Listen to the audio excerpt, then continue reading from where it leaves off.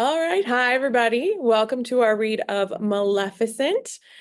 Yay. My favorite villain of all time and pretty decent rendering of her in a movie, just different telling. So, we will get started with announcing our lovely cast right now, starting with Angi. I'm doing scene description. I'm Chelsea. I'll be Maleficent. I'm Logan. I'm Stefan. I'm Erik. I'm Diaval. I'm Carina. I'm Thistlewit. And I'm Travis playing Flittle. You're welcome. And I'm Jessica playing Aurora. All righty. Well, let's get to it. Angi, take it away. Maleficent, written by Linda Wolverton, based on Disney's Sleeping Beauty. Current revisions by Paul Dini and Robert Stromberg. The only thing necessary for the triumph of evil is for good men to do nothing. Edmund Burke. Maleficent. Exterior, the Scottish Highlands, day. We are flying above the moors of northern Scotland, following the rugged, rolling terrain at bird height. Angle on wings. Our shining black wings rise and fall lazily as we ride in strong air currents. We drop down a steep stole and level out to skim the blue water of an expansive loch below. We wing our way above farmlands beyond. Exterior, a farm, day. We pass above a farm woman below. She pours milk from a jug onto a large stone.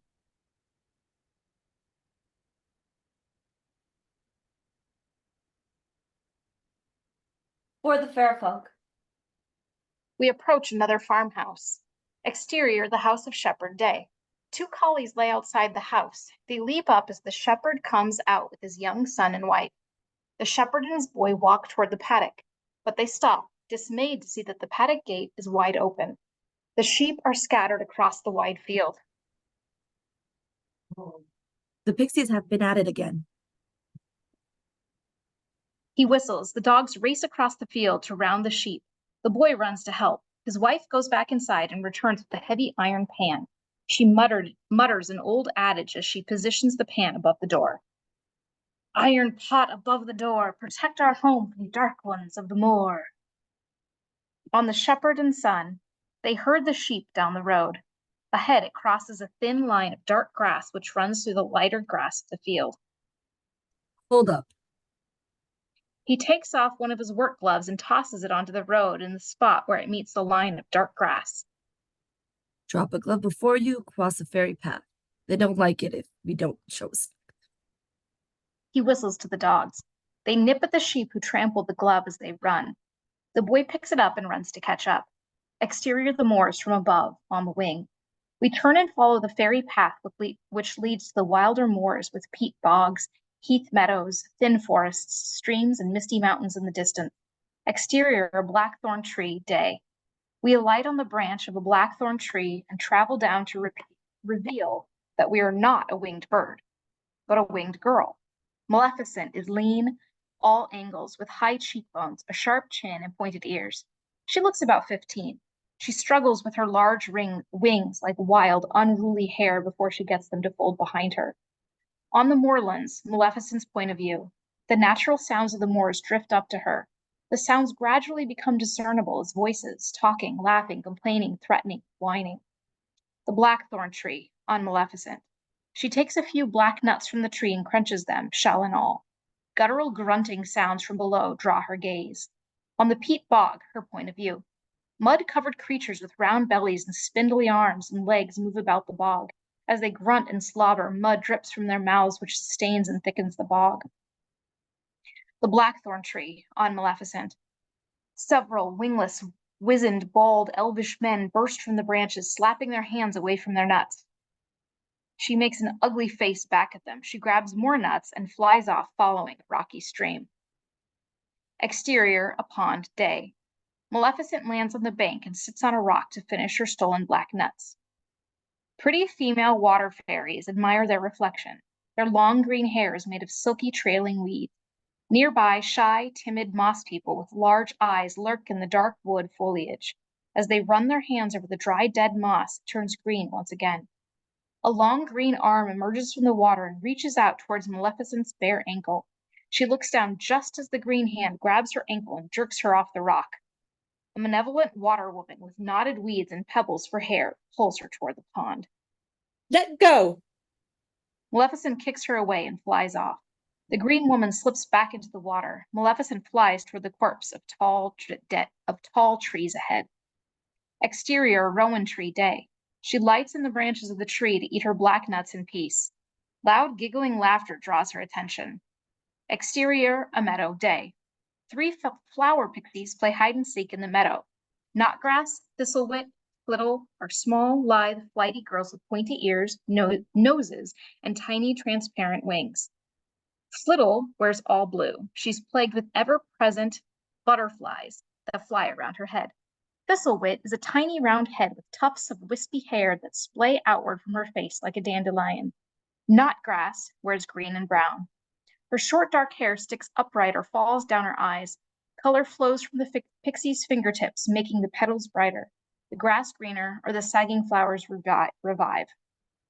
They hear bells in the sky and rise into the air. Exterior, the rowan tree, day. The pixies fly past Maleficent in the tree. The king and queen are coming. They flit away. Maleficent rolls her eyes. Gnats. Exterior, the sky, the fairy procession.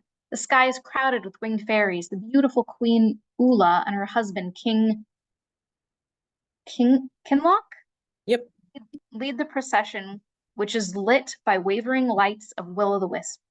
On the moors, from above, below, wingless fairies emerge, small elvish men with feet of crows and tiny eyes, creatures with the bodies of small horses and the heads of humans, webbed-footed sprites with the huge sharp teeth and pointed ears, wild elvish women lurking at the base of the trees. Exterior, the fairy light, evening. Maleficent flies up to join the procession. She soars up to the higher altitude above the royals. Queen Ula glares up at her. The pixies fly up beneath Maleficent. Come down! You're not allowed to fly above the queen. This only makes Maleficent fly higher. On Maleficent, she soars up high, bursting through the clouds, and she folds her wings and plummets straight down again through the crowded procession. Fairies flutter out of her way. She falls almost to the ground before her wings open and she soars up again. King Kinloch and Queen Ula are not pleased. We have to do something about her. Exterior, the fairy mound, evening. The procession approaches a large grassy hillock. The king and queen land on the mound, followed by the others. The fairies are all the size of small humans with delicate pointed ears and tiny refined features. Ula steps onto a low flat stone which leads to her throne like a stepping stone. As she steps up on it, the stone emits a contented purr. The king sits on his throne next to hers. A back wind stirs the air briskly as Maleficent lands on the mound above the fairies. She stands head and shoulders above them. Her wings loom above her head. She seems like a large, untamed bat among the finches. Fold your wing. The fairies fold their tiny wings. Maleficent has trouble getting hers to obey. The 3 pixies smirk and giggle. Maleficent, Yes, Your Majesty. step forward. Maleficent tries to take a step, but one wing is caught under the foot of another fairy. She tugs it out and steps forward. She hunches uncomfortably as all the eyes turn on her. No one flies above me. Yes, Your Majesty. Knotgrass whispers to the other pixies. It's those wings. She can't control them. One of Maleficent's wings lashes out and knocks Flittle down. Maleficent. She grabs it and pulls it in closely. Control your wings or you will be punished. Step back, Maleficent. Maleficent steps back. The others give her a wide berth. The king and I have just returned from a visit with the human king, Henry. Like all humans, he's easily impressed. All we had to do was show him a little magic, and he showed us with gifts. Serving fairies fly with the trays of human-made cakes, milk, wine, etc. The fairies partake eagerly. It's the beginning of a beautiful friendship. Ula frowns to see the wingless boy about Maleficent's age in the crowd. What is he doing here? Kinloch is embarrassed to see him. Stefan is the illegitimate son of King Kinloch and a human woman. I'm sorry, my love. Leave the queen's circle, boy. The boy doesn't move. No, sir. Leave the circle. I have a right to be here. You have no rights at all, halfling. You have no magic. You have no wings. But he's the king's son. Ula gasps, the fairies go silent. Kinloch chokes out words. I have no sons. You don't have to pretend. It's no secret. Everyone knows that. Maleficent! Ula's mortified at the public humiliation. She fixes Maleficent in a smoldering, furious glare. The three pixies draw away to be out of the line of fire. Ever since that tragic night that you were born, I have tried to find the good in you. I have tried for my sister's sake. She breaks down briefly. The king touches her hand. But I have failed because there is no good in you. You're a devilish thing. You were born that way. He abruptly waves her hand at Maleficent. She's struck by a violent magic which knocks her to her knees. You will wear these for 100 years so all can see your true nature. The magic dissipates to reveal a pair of large black horns embedded at the top of Maleficent's head. The fairies drop back in shock. Maleficent slowly reaches up to feel them. Horror crosses her face. No! She tries to pull them off. The fairy's shock gives way to smiles and smirks. Maleficent pulls and strains, but the horns are firmly embedded. The pixies laugh. Flittle laughs so hard she sucks in one of her ever-present butterflies and chokes. Maleficent locks eyes with Stefan briefly. He looks horrified and guilty. Cut to exterior the moors later. Maleficent walks through the shaded grove. Her head is bowed with the weight of the horns. She approaches a pond with water fairies. Frightened by the sight of her, they all dive quickly into the water. She continues on. Two small, human-headed horses run off when they see her coming. She shrugs it off and continues on. Stefan appears out of the shadows. Maleficent? He abruptly turns and goes the other way. He runs around to stand in front of her. Go away. I want to talk to you. I don't want to talk to you. One of her wings lashes out and knocks him to the ground. He looks up at her. I just wanted to thank you for standing up for me. A lot of good it did me. She sits down on a rock. He gets up and sits next to her. Sorry about them. He indicates the horns. Queen Ula's a tyrant. I know. They sit in silence for a moment. Like your wings. You do? Wish I had some. I don't blame you. She holds a wing out for him to touch. He hesitates. They don't bite. He strokes the soft feathers. Exterior, a meadow day. The pixies gambol in the meadow. Bees and hummingbirds flit from flower to flower. Thistlewit spins around. Wisps of her hair fly off like dandelion seeds. Knotgrass runs through the meadow, trailing her hand in the low grass. The grass grows tall in her wake. Flittle and Thistlewit study a blue flower. What color will you make the bluebells this year? Flittle just looks at her. Another part of the meadow. Maleficent walks with Stefan. Her wings drag to the ground. They flap with irritation, which causes her to fly up. Stefan grabs her. You're drifting.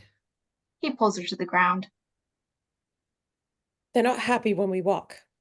The pixies see them approaching. Maleficent, those horns are perfect on you. Knotgrass steps on Maleficent's trailing wing. She stumbles forward. Leave her alone. Go live with humans, halfling. Maleficent whirls around angrily. Her wings arc above her head. I'm a halfling too. Call me a halfling. Go ahead. They shrink back from her. She grabs Stefan. Never mind them. They keep walking. You killed your mother. Maleficent stops, stricken by the words. She looks up. The pixies hover overhead. They drop rocks and mud down on them. Maleficent uses her wings to protect Stefan. Stay here. She opens her wings. The pixies scream and fly away. Maleficent goes after them. Exterior, the sky, day. Maleficent chases the pixies like a hawk after sparrows. They scream. Exterior, a pond, day. Queen Ula and the king sit on the bank. Water fairies perform aquatic acrobats for them. They eat cake and drink milk from flower teacups. The three pixies fly toward them, screaming, with Maleficent right behind them. The pixies hide behind the king and queen, but Maleficent keeps coming in a fury. Stop right there. Ula throws magic at her. Maleficent's wings buckle and she falls. She hits the ground hard. You see how devilish you are? I blame your father.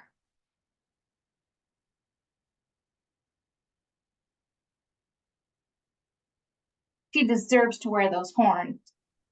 Yes, she does. Admit you deserve them.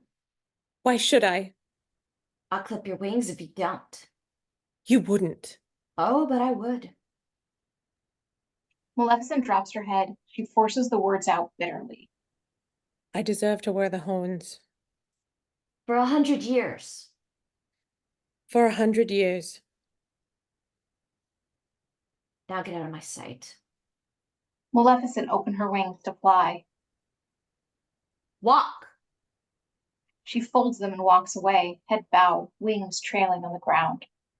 Exterior is the blackthorn tree. Later, Maleficent and Stefan sit high in a branch together. I didn't kill my mother. She died the night I was born. I know. Everyone does. Who's your father? The red cap? Him? No wonder you're so... She gives him a sharp look. What? Dark, wild, strange, dangerous? tall. But she knows perfectly well that's not what he meant. She sees something off, dismayed. Oh no, the rowan. On a rowan tree, her point of view. The trunk of the tree has been split by lightning. She won't live. Hold on to me. She puts her arm around his waist and leaps from the tree. Stefan's thrilled as they fly to the ground. Exterior is rowan tree, day. Maleficent stands in front of the wounded tree. She closes her eyes. Sweat drips down her forehead as magic flows from her to the tree. Stefan watches, fascinated and envious. Gradually, they split the split trunk mends itself, but the process took something essential from Maleficent. She collapses against the tree trunk. Exterior the moors, years later, close on the horns. One large horn, ringed and scarred, is rubbed vigorously against a tree trunk. It falls off. We hear a gasp of surprise. The other horn is rubbed just as vigorously. It falls off. On Maleficent, she's grown into a dark, mysterious beauty. She rubs the places on her head where the horns had been. Stefan approaches. He's become a handsome young man. There you are. I have news. Queen Ula is dead. How'd you know? Her spell is broken. She picks them up and throws them as far as she can. Exterior the loch, dusk. The fair people stand silently on the banks of the loch, watching 4 black swans carry the funeral bier across the water into the setting sun. The pixies stand on the bank with the others. Flittle and Thistlewit whisper. Who will be the queen now? No one knows. She had no heirs. The stone knows. What stone? Queen stone. Anyone who wishes to be queen steps on the stone. If she is false, it growls. If she is the one true queen, it will roar like a lion. Understand? Thistlewit studies her face. You have green in your eyebrows. I've never noticed that. Knotgrass looks skyward. Why do I waste my breath? Close on the stone. A fairy foot lands on the queen's stone, growls. Exterior the fairy mound, day. A female fairy steps off quickly. Another female steps up. The stone growls again. Kinloch shakes his head. Exterior upon, day. Maleficent leans down to look at her reflection. She pulls her hair back where the horns used to be. She turns, admiring herself without them. What are you doing? Nothing. You're admiring yourself. She sees that he's carrying a satchel. Where are you going? Into the human castle. Why? Heard so much about it, I want to see it for myself. Sudden feeling of dread overcomes her.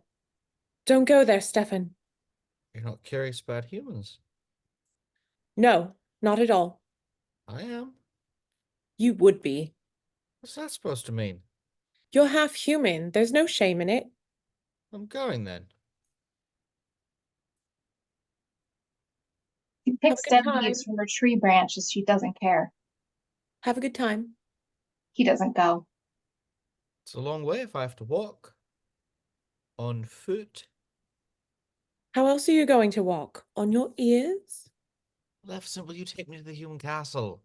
No. Please? She sighs. She can't say no to him. Exterior, the sky on the wing. Maleficent and Stefan fly entwined, arms tightly wrapped around each other's waists. Stefan's face is filled with joy from the flight, Maleficent's with the joy of being close to him. Exterior, the clouds, day. They fly through a thick layer of cloud cover. A stone wall suddenly looms in front of them. Maleficent veers up, but their feet hit the edge as they fall into the hard, unfamiliar surface. Pull back to reveal. Exterior, King Henry's castle, turret. They've fallen onto the high battlements of King Henry's castle. Maleficent looks around uneasily. Stefan runs his hand over the stones. Look at the way that stones fit together perfectly. It's ingenious. It's unnatural. She touches the wall and shudders. Stone is dead. Interior, the tower steps, day. She follows Stefan down the steps, grabbing the iron railing as she goes. She gasps and pulls her hand away. Don't touch the rail. It's iron. Stefan tentatively touches it. Hardly feel anything, just a little sting. She looks at her palm. The flesh has been burned. He runs down the steps, touching the railing briefly as he goes. Maleficent tucks her hands into her robes. Her wings draw themselves up to avoid the iron railing as well. Interior, the great hall, day. They enter. The hall is crowded with humans and fairies. There's food, drink, music, and merrymaking. Fairies perform aerial acrobatics. Others make rainbows and bring flowers for bloom to the children. The humans gasp and exclaim with delight. Maleficent is appalled by what she sees. What is this? Stefan wanders off intrigued. Maleficent looks up at the high arched ceilings, feeling trapped. Ominous iron filigree hangs all around. She moves through the hall, becoming more dismayed. The pixies have all grown up as well, but they're still immature and idiotic. Flittle speaks to a group of humans. I'm in charge of Blue. It's a big responsibility.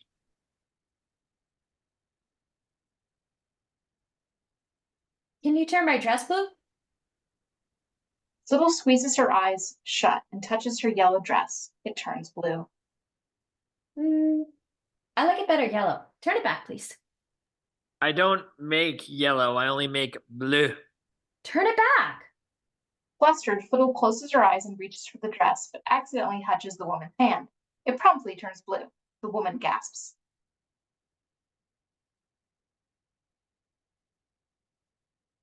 Oh dear, that's not what I'm terribly sorry. Let me fix.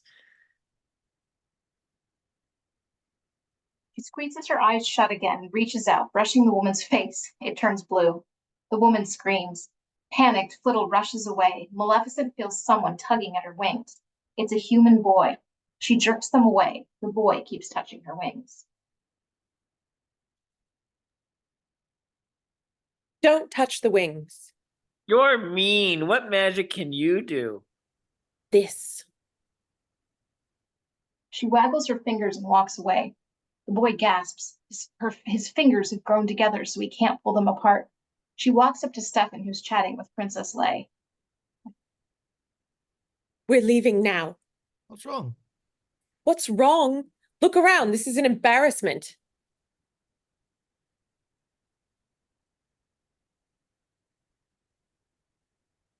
Don't be silly. It's all in fun. Maleficent looks at her sharply. Who are you?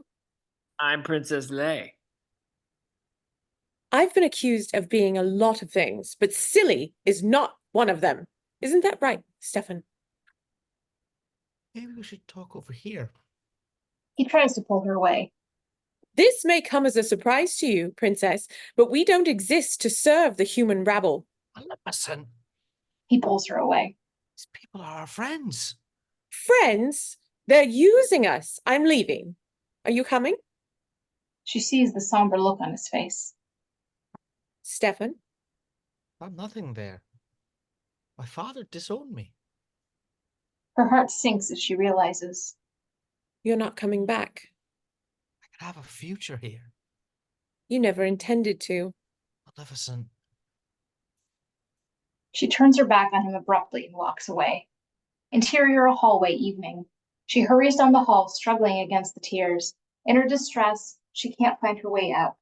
She hears voices. It's a shame we lost the little queen. She was so easy to manipulate.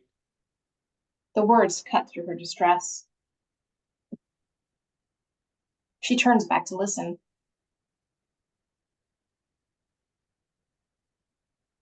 What did she die of? Old age. It's hard to believe she was over 300 years old. What about the king? He won't give us any trouble. She looks through the crack of the door. Interior a room, night. The king is talking with his advisors. Now that we have their trust, we can ask for anything we want. They'll make us rich. Even better, we can use them against our enemies. They're too unpredictable for that. There's no way to control them. They have a weakness. What's that? Iron.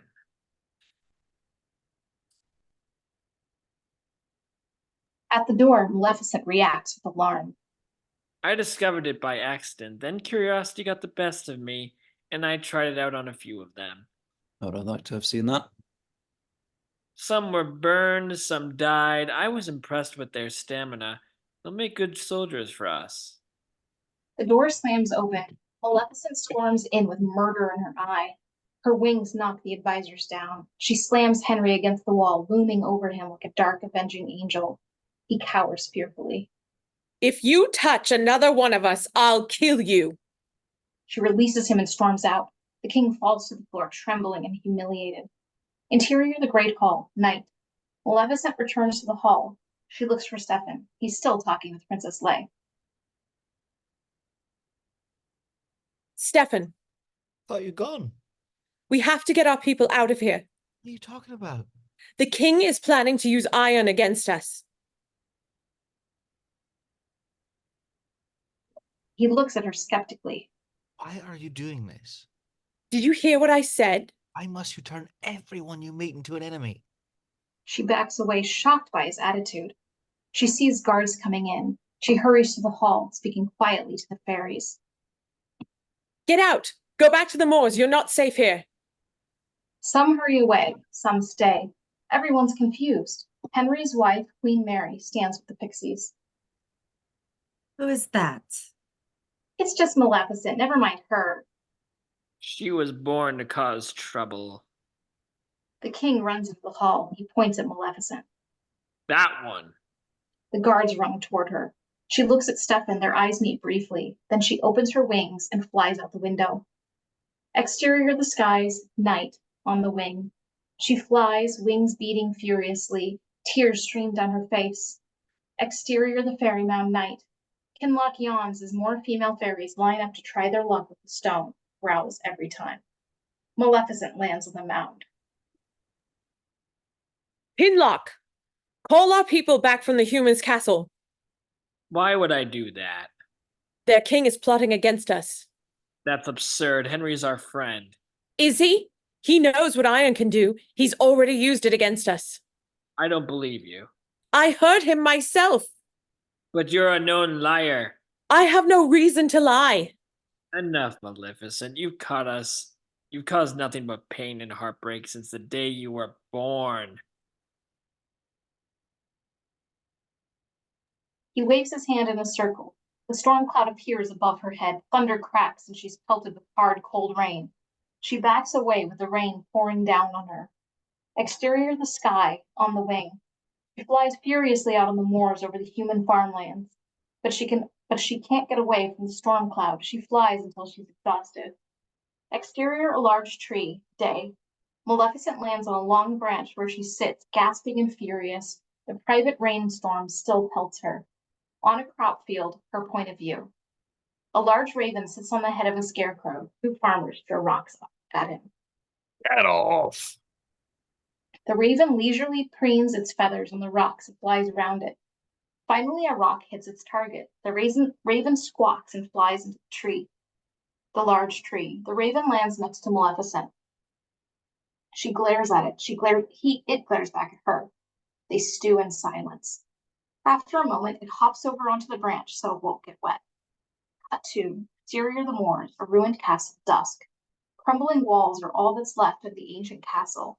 Swathed in thick moor mist, Maleficent stands before the ruins. The rain cloud is gone.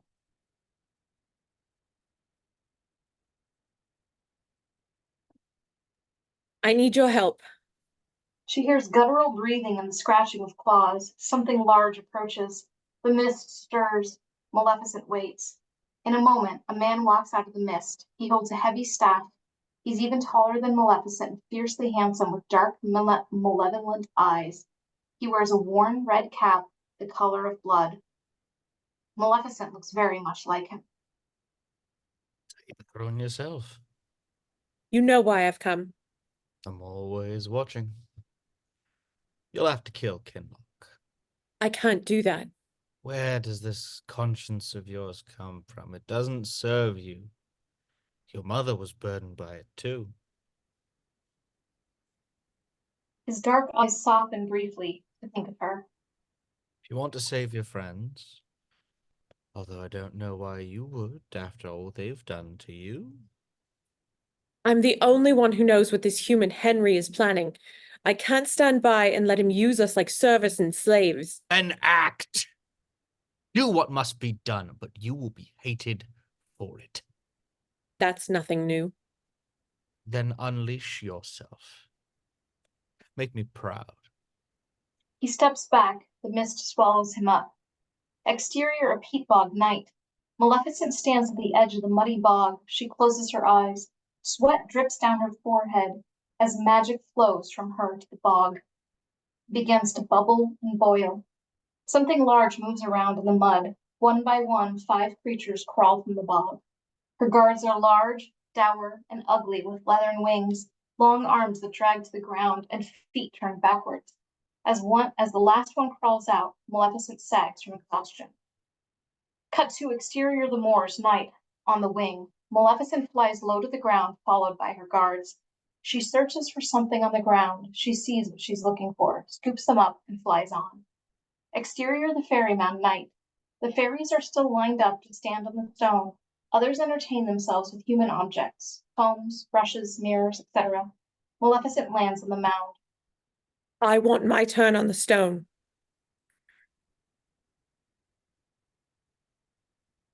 She walks toward it with determination. The fairies scramble to get out of the way. Stop right there. Stop. She steps onto the queen's stone. It screams and protests so loud the fairies cringe and hold their ears. Step off. Step off. But Maleficent holds her ground. Her guards land on the mound. The stone still screams. She motions to Kinloch. They pull him off the throne and drag him away. Maleficent steps off the queen's throne. It stops screaming abruptly. Maleficent plants herself firmly on the throne. Her guards take their places beside her. She takes out the horns and she retrieved from the ground. She replaces them on her head and sits back confidently. Queen Maleficent. No one leaves the moors for the human world. Not now, not ever. Exterior the human farmland the next day. The 3 pixies fly toward the moors, carrying gifts from the human. As they approach the fairy path, it lights on fire. Flames shoot skyward in front of the pixies. They draw back. After a moment, the flames dissipate. What was that? Sudden, inexplicable flames from nowhere? They fly forward and smack into an invisible wall. They fall into the grass, dropping their loot. Thistlewit gets up and tries to fly forward again. She hits the invisible barrier and falls again. She tries it again and falls. It's a binding spell. We cannot pass. Thistlewit keeps flying at the barrier like an angry bee. They drag her away. Interior of the Great Hall, day. King Henry and Queen Mary look out over the banquet hall. Where are all my fair folk? They've gone save for those 3. The pixies sit at the table eating milk and cake. You 3, approach. The pixies come forward. He waits for them to bow. Queen Mary whispers hopefully. Bow to your king. They look at each other. Should we? Knotgrass shrugs. They bow. Flittle feels someone staring at her.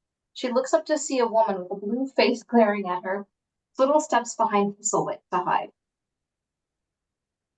Can you spin straw into gold? No? Can you conjure up a storm? No. What can you do? We're flower pixies. We brighten your day with cheery blossoms and blooms. They flit around, bringing all the wilted flowers and bouquets back to life. The king and queen consult. We need better ones. Where are all your friends? Someone put a binding spell along the path none of us can pass through. Who would do such a thing? It must be that tall, bad-tempered one with the evil name Maleficent. Do you know her? They shake their heads vigorously. She's no friend of ours. Knotgrass spots Stefan strolling with the princess. She points. But he knows her very well. You there, young man. Stefan looks over and indicates. Me? Approach. Stefan looks at the princess. He smiles. She smiles encouragingly. Stefan approaches King Henry. He bows. What is your name, son? Stefan? I haven't seen you before. Where are you from? Moors. No one lives there but the fair folk. They look Stefan over. No pointed ears, no wings. You're not a eunuch, Also, are you? I'm as human as you are. Thistlewit makes a choking sound. Stefan glares at her. You must be a changeling then. Changeling? He was taken from his cradle as an infant and raised by the fair folk. Stefan doesn't deny it. Then you can be of use. Do you know of the evil fairy named Maleficent?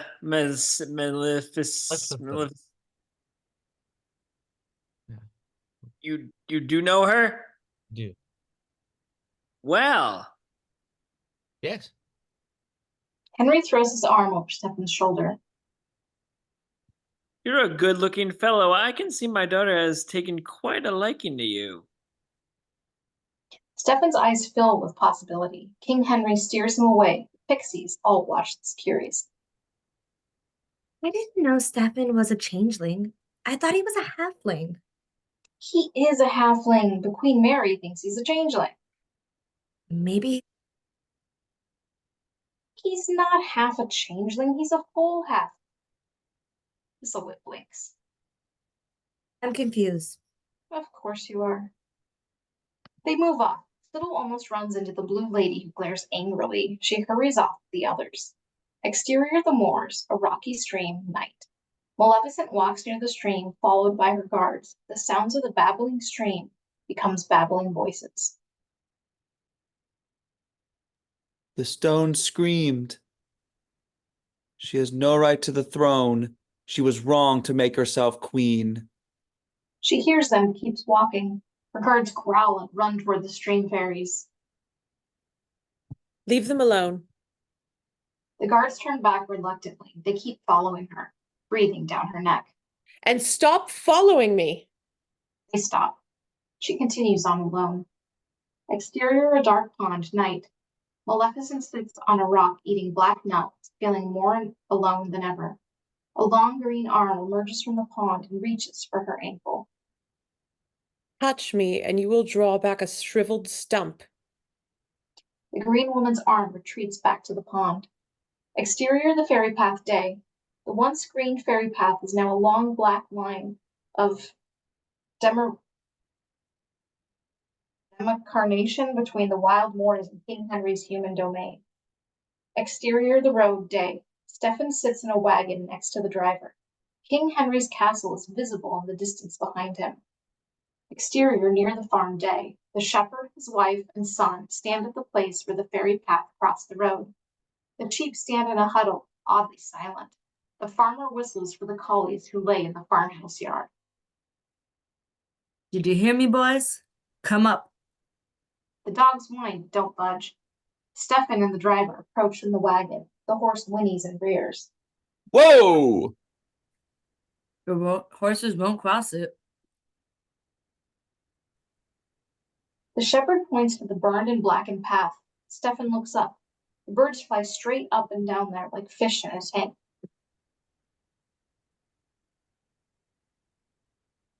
Fair folks have put a curse on this.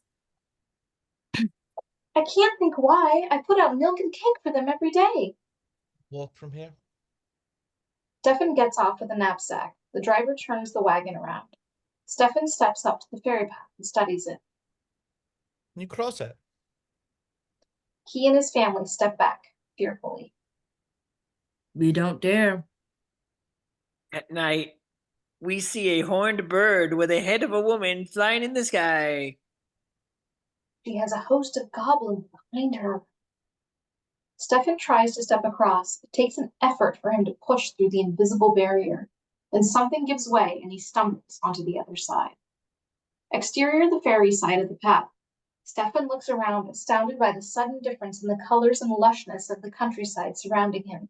The shepherd and his family wave to him from the other side. Good luck to you. Watch out for the evil bird woman. He starts off following the black line of the fairy path into the wild moors beyond. Exterior the fairy mound, evening. Maleficent sits in the throne, surrounded by her ugly, slavering guards. They scratch and snarl like many dogs. Maleficent has her chin in her hand, feeling very alone. She hears something and sits up quite abruptly. Quiet! She listens. A voice on the wind is calling her name. Maleficent! Exterior the moors, evening. Stefan stands on a high hill above the moorlands which sweep away from him. Maleficent! He squints as he sees something in the distant sky. What appears to be a horned bird with very large wings soars toward him. He watches as Maleficent flies closer. His face is a mixture of joy and regret. Exterior the hill, dusk. Maleficent stands on the hill, their faces filled with emotion to see each other again. I knew you didn't belong in the human world. Oh, I belong there. More than I do here. Then why did you come back? I missed you too much. Her heart leaps. You missed me. I love you, Maleficent. I always have.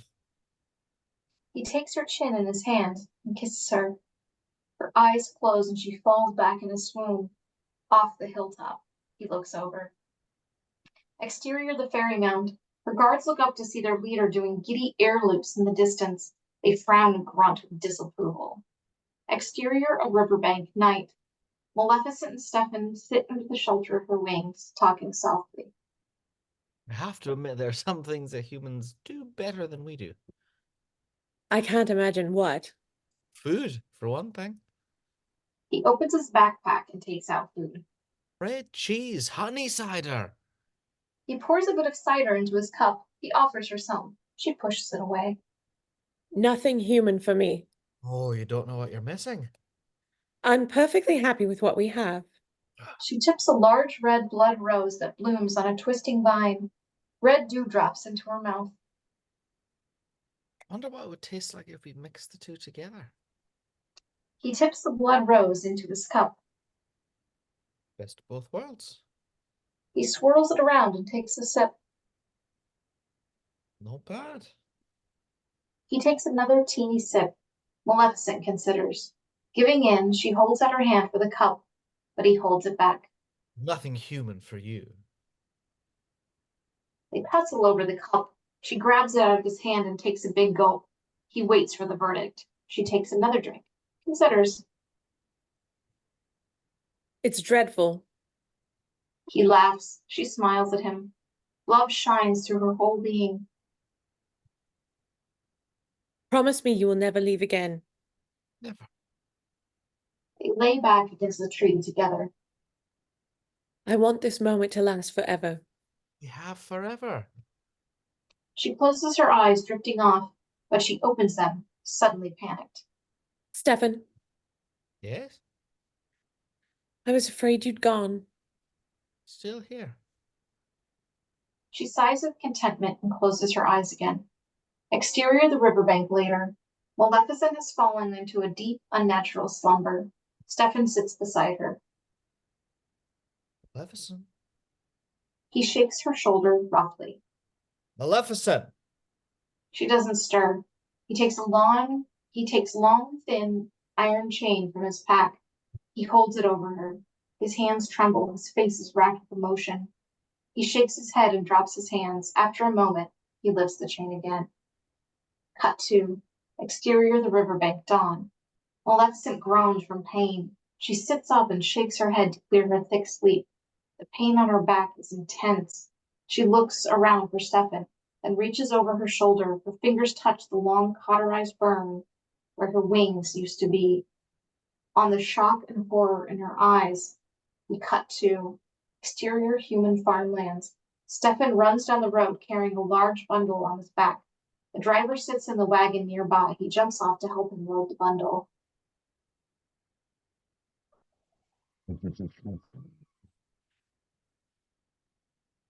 Her anguished, outraged wail echoes down the hills and across the moorlands.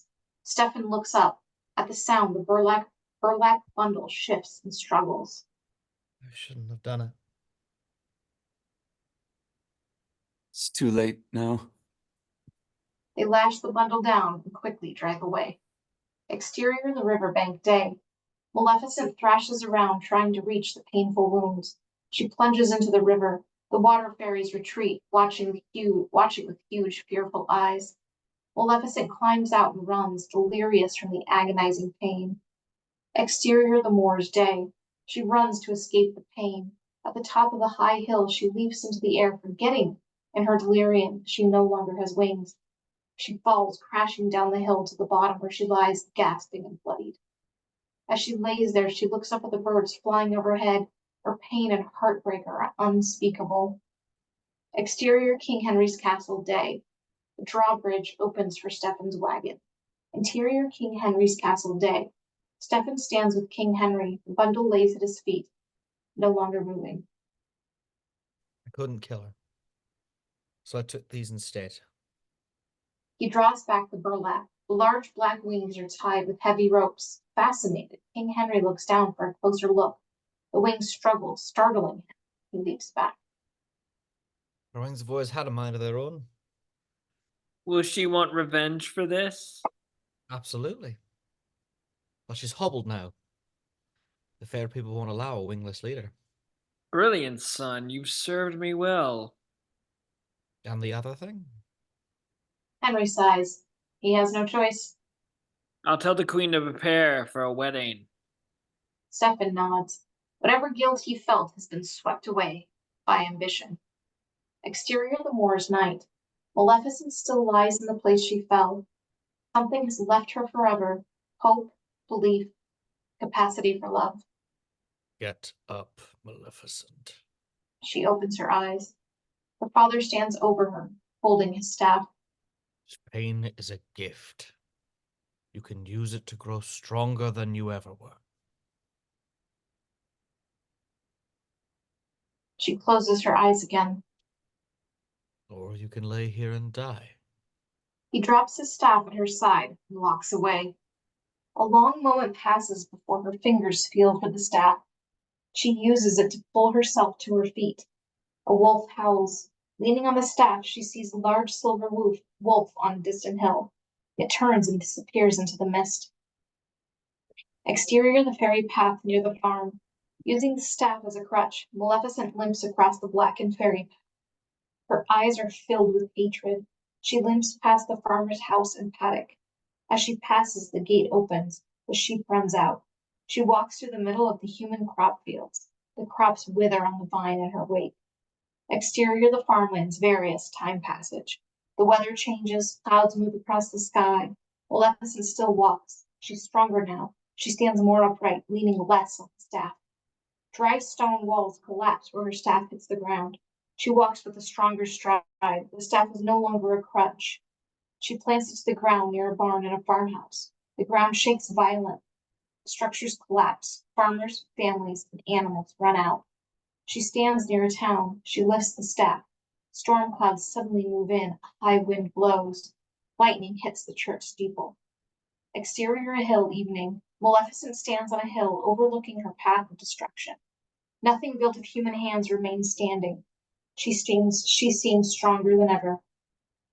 Her gaze is intense and fierce, all weakness gone. She smiles for the first time since Stefan took her wings, but there's a hard glint in her eye that wasn't there before. Cut to interior Maleficent's retreat, dusk. Maleficent sleeps on a dark place in the woods near crop fields. She opens her eyes at the sound of birds. She looks up to watch the birds ride in the wind in the sky above. She's lost in bittersweet memories briefly. Exterior, a farmer's field, her point of view. The raven from years earlier sits on a stalk, studying the pile of ripe corn on the ground. It flies down and snatches an ear. A heavy net falls over him. Got him! The raven struggles to escape. Two farmers approach with heavy clubs. From her retreat, Maleficent watches the humans hatefully. The farmers advance on the bird, raising their clubs. Now a man. The raven transforms into a man. Diaval finds himself on the ground in a naked human body. The farmers are stunned. Diaval throws off the net and climbs to his feet unsteadily. It's a devil.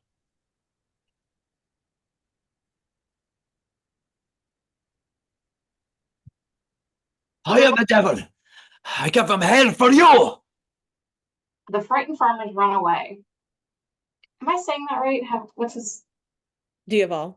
Okay. Diaval drops the club and looks at the human body with dismay. As a man, Diaval is Irish with silky black hair and dark eyes. His voice has a rich, melodic Irish lilt.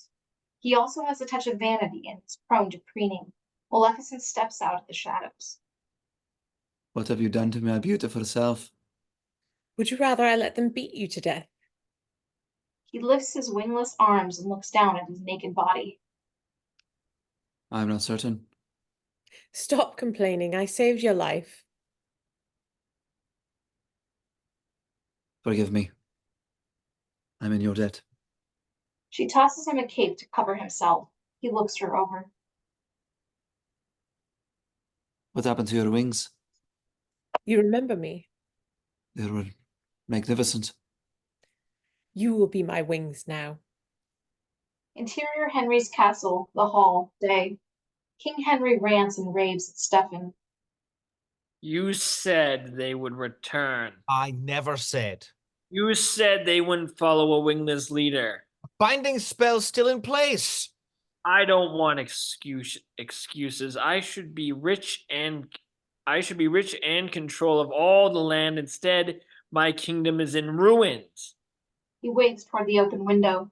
Stefan glances out. Exterior, the countryside, their point of view. The crops are dead. The human structures are destroyed as if a tornado has come through. Interior, the tower, the same view. The pixies stand out on the tower battlements looking out. Butterflies swarm around Flittle's head. You think Maleficent did this? Who else could it be? Why would she do it?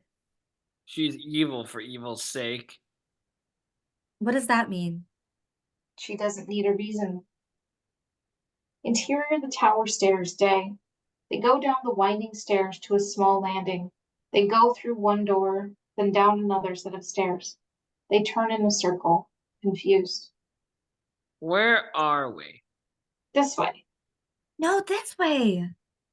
She opens the door. She gasps at what she sees inside. She stumbles back into the other two. They lose their footing and all fall screaming down the stairs. Interior, the Great Hall day.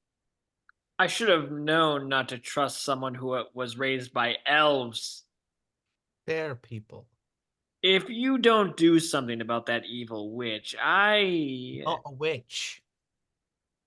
I gave you my daughter's hand. I made you next in line to my throne. If you don't do something, I'll annul the marriage and throw you in the dungeon.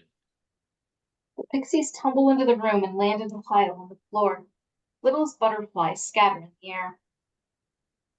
Get those useless imbeciles out of my sight. One of the butterflies flies into his mouth. He sucks it in, gags, and chokes.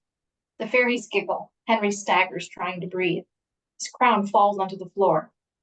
Stefan's eyes fill with a dark realization. He waves the pixies away. Knotgrass and Flittle grab Thistlewit and run out. Henry's face is turning purple. Stefan leans down. Henry thinks he's going to help him, but Stefan merely picks up the fallen crown and walks out. On the window, Diaval the Raven has seen the whole thing. He flies away. Exterior Stefan's forest later. Maleficent paces in a clearing. Diaval the man has finished telling her what he has witnessed. And now he'll be king. He did this to me so he could be king. She screams with frustration and rage. White fire erupts from her. A nearby tree bursts into flames. The flames sweep from one tree to the next. She's so lost in her fury, she doesn't realize she set the trees on fire. Mistress, you don't know what you're doing. This is not what you want. Mistress! His words get through, her anger fades, and now she sees the trees burning. No. She closes her eye. With supreme effort, she draws the flames back to herself. She closes her robes, snuffing them out, then falls to her knees, exhausted. Smoke rises from her. She looks up, aghast to see the ruined trees. She closes her eyes again. New magic flows from her to the trees. New bark grows, new green leaves sprout. Soon they are as beautiful as they were. She stands up renewed, as if deep catharsis has occurred. Come, Diaval. I've been gone too long. He lands on her shoulder. Exterior the fairy mound, night. Kinloch and a group of fairies attempt to retake the throne while Maleficent's guards are sleeping. But they wake up, slavering and snarling. Kinloch throws magic at them, but it has no effect. The guards advanced upon them. The largest guard throws Kinloch to the ground and steps on him, laughing. The others grab fairies and toss them into the air like rag dolls or attempt to pull their wings off like cruel children. The fairies scream. Stop! The guards drop the fairies and look around nervously. Maleficent stands in the shadows with Diaval on her shoulder. She sets the horns on her head, then gathers her courage and steps boldly to view. Maleficent. She sets her jaw and walks through the astonished fairies toward the throne. Where are wings? She's lost her wings. She faces the largest guard who stands between her and the throne. She waves him out of the way. Move.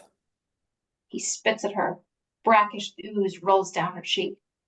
The fairies pull back nervously. She moves to grab him, but he flies up into the air. The other guards fly up and circle her from above. He starts to fly out to defend her. Diaval. She waves him away. She looks up at her own minions circling above. They drop down, claws extended, screaming like banshees. She fights them with white fire and sheer power of will. Finally, all but 5 guards lay on the ground at her feet, subdued, but alive. Gasping and bloodied from the fight, she walks past them, steps into the Queen's stone, on her way to the throne. The stone screams, startling her. She stumbles off and turns back to it angrily. I've had enough of that. She holds her staff out over the stone and slowly raises it. The stone is uprooted from the ground, hangs in the air. She makes a motion with her staff. The stone is flung away. It lands with a heavy thud somewhere in the far distance. She sits down on the throne. Diaval lands on her shoulder. Anyone else want to challenge me? No one says a word. Exterior the moors, stream, day. Maleficent bathes in the cold water. Diaval lands on the tree branch nearby. Maleficent washes her back and finds one of the long raised scars. Her fingers linger there. Maleficent covers herself with her cape as she emerges from the water. She waves her hand. Now a man. Diaval transforms into a man hidden by bushes. She tosses him a small bag of clothes she carries for him. Tell me. Diaval emerges fully clothed. He's nervous about delivering the news. King Stefan and Queen Leah have had a child. The news she has been dreading. Oh, blessed day. Have they named the little beast? Aurora. The Dawn. How clever. They're having a christening soon. And you didn't bring my invitation. Exterior King Stefan's castle day. People dressed in formal attire approach the castle. Festive flags fly. Interior the great hall day. People fill the hall. Stefan and Leah greet the well-wishers. Knotgrass, Flittle, and Thistlewit enter. Not those three. Be gracious, Stefan. They have magical gifts for our child. I don't want any butterflies around the baby. The pixies stand over the baby's bassinet. Old Queen Mary attends her. Knotgrass reaches out and touches the baby's forehead. Sweet Aurora, I give you the gift of beauty. Flittle reaches in to touch the baby. Dear child, you will She notices the blue lady in the crowd. never be blue, but happy all the days of your life. It's Thistlewit's turn, but before she can speak, doors bang open. Wind whistles through, thunder cracks, and then Maleficent is there. She stands before the throne, an evil smile on her face. Diaval flies in and perches on her shoulder. Stefan is suddenly very afraid. Maleficent. Maleficent. Well, well. Quite a glittering assemblage, King Stefan. Royalty, nobility, the gentry, and how quaint, even the rabble. It looks like you got what you always wanted. You would have done anything to... Well, you did, didn't you? I must say I really felt quite distressed at not receiving an invitation. You're not welcome here.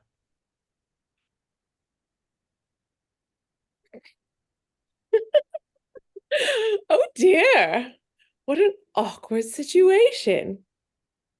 You must be the mother. You must be so proud of your little one. You stay away from her.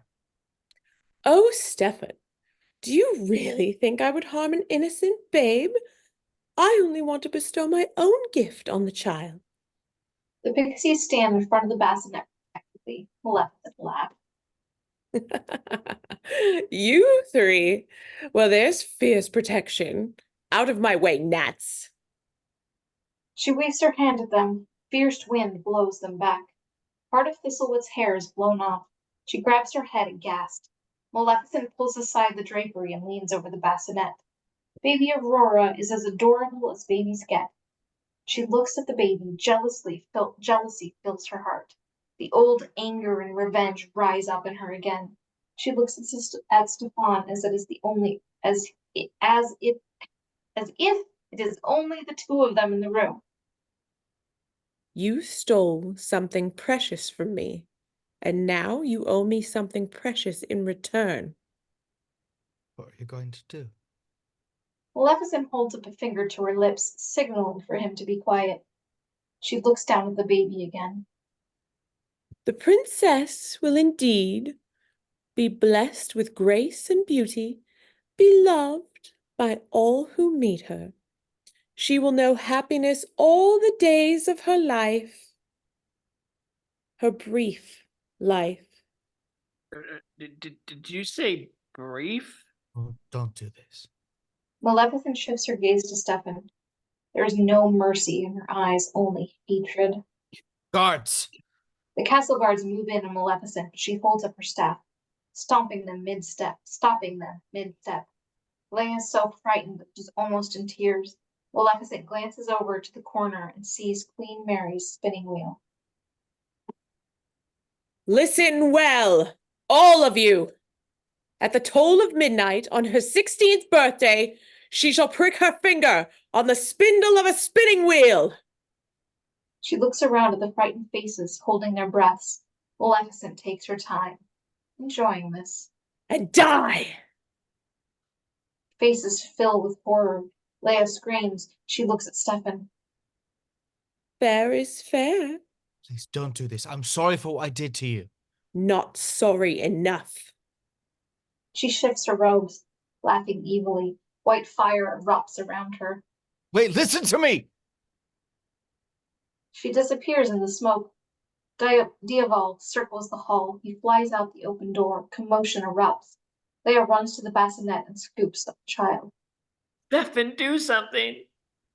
Flustered, he points to Thistlewit. You haven't given your gift yet. Can she undo the curse? No, Maleficent's much too powerful now. You could alter it somehow. Alter it? Change it, you idiot! Change Maleficent's curse! But I'm only a flower pixie. We'll help you. Knotgrass and Flittle take her hands. Leia holds the baby out toward her. Flittle's butterflies flit around her. I can't think with all these butterflies. Flittle draws her butterflies away. Knotgrass whispers in her ear. Thistlewit repeats it. Aurora will prick her finger on her 16th birthday, but it'll not be, Knotgrass whispers again. She continues. death that claims her. Only sleep. Stefan nods. Now Flittle whispers into Thistlewit's ear. And she can only be woken by true love's kiss. Stefan cringes slightly at this, but none of them notice. Thistlewit touches the baby's forehead. Done. My child is saved. Maleficent won't be stopped that easily. Burn all the spinning wheels! Cut to exterior, the moors, the Fairy Mountain night. Maleficent sits on a throne, telling the guards about it. Diaval watches from nearby. He was begging me. You should have seen their faces. Not our baby. She sighs in deep satisfaction. Revenge is everything they say it is. The guards grunt and slaver in agreement, but Diaval twists his head, bothered.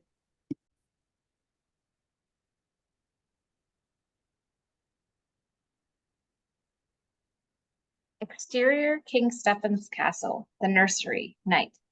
The pixies and Queen Mary watch over the bassinet. Queen Mary snores. I don't think Stefan likes us very much.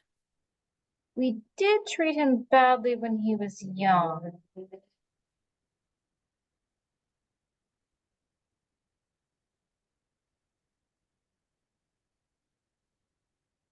Yes. It was a little fault for being halfling. He'd like to get rid of us, but we know too much. Flittle sighs, playing with her butterflies. I wish we could go home to our fields and flowers. Maleficent will never let us come back now. So we're trapped here with me and Stefan? Stefan enters. Mean King Stefan. And you're right. I cannot stand the three of you. So I have a task that'll keep you out of my sight for a very long time. Exterior, King Stefan's castle, night. The pixies sit in a wagon in rough peasant clothes. Leia holds the baby distraught. Diaval watches them from a nearby tree. Don't do this. You want our child to be safe? He pulls the baby out of her arms and hands her to the pixies. Take the baby deep into the forest. Hide her there. On the day after her 16th birthday, bring her back to us. Do you understand? They nod. Say it. What will you do? Hide the baby Hide in the baby woods. in the woods. Until When? Until her her 16th birthday. birthday. That's stupid. He whips the horse. Stay away from the moors. Leah weeps bitterly. Stop crying. You can have another child. He motions for Queen Mary to take her, and he speaks to his captain. Arm the men with iron weapons. Hunt Maleficent down. When you find her, show no mercy. Exterior the road day. Diaval sits in a tree at the side of the road. Pixie's wagon stops beneath. A baby cries in the back. Don your kerchiefs, ladies. We must wear them at all times, so we will not be recognized. They put them on. The wagon continues on. Exterior clearing in the forest later. An abandoned cottage sits in a clearing. Diaval lands on the roof. The pixie's wagon approaches. What we need is an abandoned cottage where no one will find us. He squawks to draw their attention. Like that one? She points to the cottage. Exactly. We need a cottage just like that one. Be on the lookout. They keep driving past it, right out of the clearing. Diaval twists his head as if he can't believe what idiots they are. After a moment, the wagon appears again. The pixies study the cottage, then scream and run into it. They brush away cobwebs, open the door, and go inside. Flowers burst from the windows. Climbing roses speed up the rough walls. Diaval flies off. Exterior the fairy mound day. Maleficent sits on her throne as Diaval, the man, fills her in. He's trusting those idiots to raise his baby? That's priceless. I have to see this for myself. Exterior the cottage day. The cottage teems with flowers inside and out. Maleficent and Diaval peek into the window at the baby in a basket. Maleficent looks at her with undisguised dislike. It's so ugly, I could almost feel sorry for it. Diaval looks at the baby. On the baby, his point of view. It gurgles. Nothing could be cuter. They hear the pixies and back away. On the kitchen, their point of view. The pixies stand around the basket looking at the baby who started to cry. I can't stand the crying. She's giving me a headache. Quiet, baby! All she thinks about is herself. Maybe she's hungry? Do you think she likes fruit? All babies like fruit. They put a whole uncut apple, a banana, and an orange in the basket with the baby. That should shut her up for a while. They walk away. Exterior cottage day. That baby is going to starve with those three looking after it. Maleficent walks away, unconcerned. Diaval twists his head, worried for the child. He flies away briefly, then returns with a large white flower. Interior the kitchen day. He hops in the window and onto the edge of the basket. He holds the milk flower to the baby's mouth. She sucks on it happily. Cut to exterior the cottage night. The baby wails inside the cottage. Diaval paces on a long branch in a tree anxiously. Finally, he flies over and looks in the window. On the pixies, Diaval's point of view. The pixies sleep right through the baby's wails. They have cotton stuffed in their ears. Diaval hops inside. Interior the cottage night. The baby cries in its cradle. Diaval hops onto the edge. He uses his weight to make it rock gently. Gradually, the baby stops crying. Cut to exterior the forest night. As Diaval flies through the forest, he hears human sounds, horses, hooves, shouts. Cut to exterior another part of the forest night. Diaval flies toward Maleficent urgently. She waves her hand to transform him. Now a man. He transforms into a man. She tosses him his clothes. He changes behind the bushes. Stefan's men are on the hunt for you. He's armed them with iron weapons. I have weapons of a different sort. She lifts her staff. A thick mist rises in the forest on Stefan's men. They're enveloped in an impenetrable mist. There's mass confusion. Retreat! I'm Maleficent. She moves away through the forest. Without warning, Stefan's men come out of the mist directly ahead. Their horses charge toward her. She doesn't have time to run. Suddenly, an enormous silver wolf leaps out in front of her. The horses panic and rear. The wolf chases them away. Maleficent sits down on a rock and waits. In a moment, her father approaches. I could have handled that myself. I shouldn't have interfered. It's not like you. Don't know what came over me. But I'm glad to see you've come back with a vengeance. The curse was masterful. Stefan deserves everything he gets. An eye for an eye, a tooth for a tooth. Exactly. I'm proud of you. It's just the sort of thing I would have done. He walks away into the mist. Maleficent thinks about that. Oddly unsettled. Cut to interior King Stefan's castle. Captain shakes off his heavy helmet. He's dusty and exhausted. Stefan holds up a hand. Don't speak unless the words are Maleficent is dead. The captain drops his head and trudges out. Dissolved to exterior on Meadow Day. A child's screams and laughter fills the air. The pixies chase a 3-year-old Aurora across the meadow. Exterior, a tree. Day. Maleficent and Diaval watch from a high tree across a steep gully beyond them. The meadow, Knotgrass, stumbles and falls. There's a pixie pileup. Get up! I've lost my slipper. Stepping on my hair. As they pinch and squeal, toddler Aurora runs on. On the baby, Maleficent's point of view. The unsupervised toddler runs straight toward the steep drop-off of the gully. Little beastie is going to fall into that ravine. On the pixies. The pixies haven't even noticed that Aurora is gone. On Maleficent and Diaval. Do they even know she's gone? He flies off to alert them. On the toddler, she's coming closer to the drop-off. On Maleficent, she's getting nervous. Go back. You're going to fall. On the toddler, she's still not sawing. She runs right to the edge of the drop-off. On Maleficent. Go back! On the toddler, she runs right off the edge. But she doesn't fall. She hangs in midair, her chubby legs still running in place. On Maleficent, she holds out the staff, magically keeping the baby in the air. On the baby laughs gleefully. On Maleficent, she smiles despite herself. She spins the staff. On the toddler, the baby spins upside down and back around and keeps running in midair back off the cliff. Her little feet land on the firm ground, and she runs back the way she came. On Maleficent, she drops the staff and shakes her head. Exterior, the meadow. Day. Diaval flies around the pixie's head, trying to get their attention. They swat at him. Go away. Diaval snatches at Thistlewit's hair. Don't touch the hair. Diaval hears laughter. He sees the toddler coming back toward the pixies. She runs to them. They pick her up. There you are. Dissolved to exterior, the fairy mound. Day. Maleficent sits on her throne. Diaval is perched on her shoulder. He preens his feathers. She draws absently in the dirt with her staff. They're both thinking of Aurora.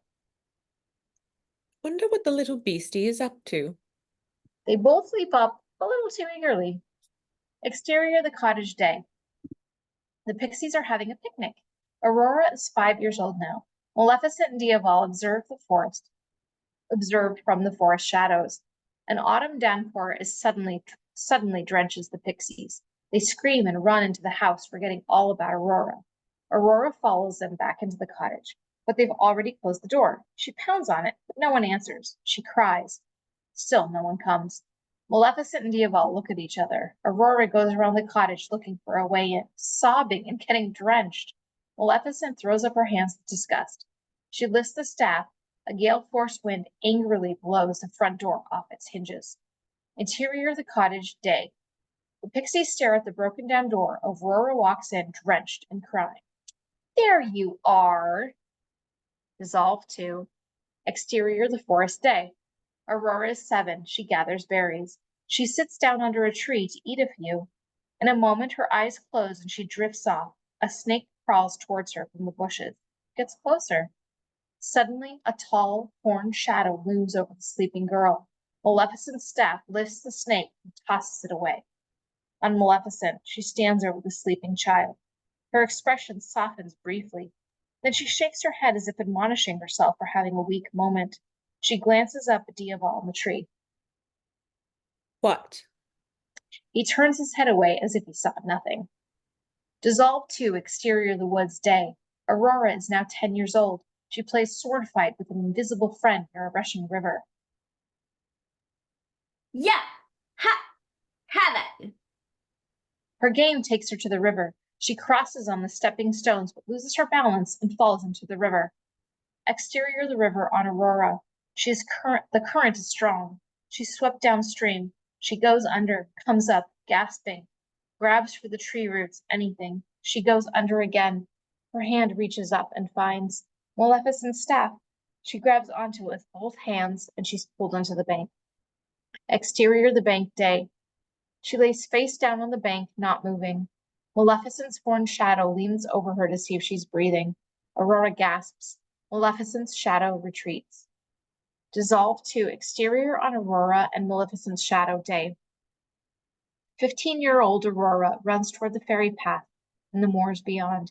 Maleficent's shadow with Diaval on her shoulder tracks her as she goes. Come back, Aurora! Aurora turns around. Maleficent's shadow quickly blends in with the shadow of a rock. Aurora is very pretty with tiny, delicate features. The pixies beckon her from the cottage. Don't go near the moors. Why can't I? Because we said so. You always say that. On Maleficent and Diaval, the man, they sit on the rock, watching her go inside. They're going about this all wrong. If they tell her no, that's exactly what she'll do. May I ask you a question? That depends. When are you planning to undo your curse, Who said I was planning to undo it? mistress? I hate the little beastie. You hate Stefan.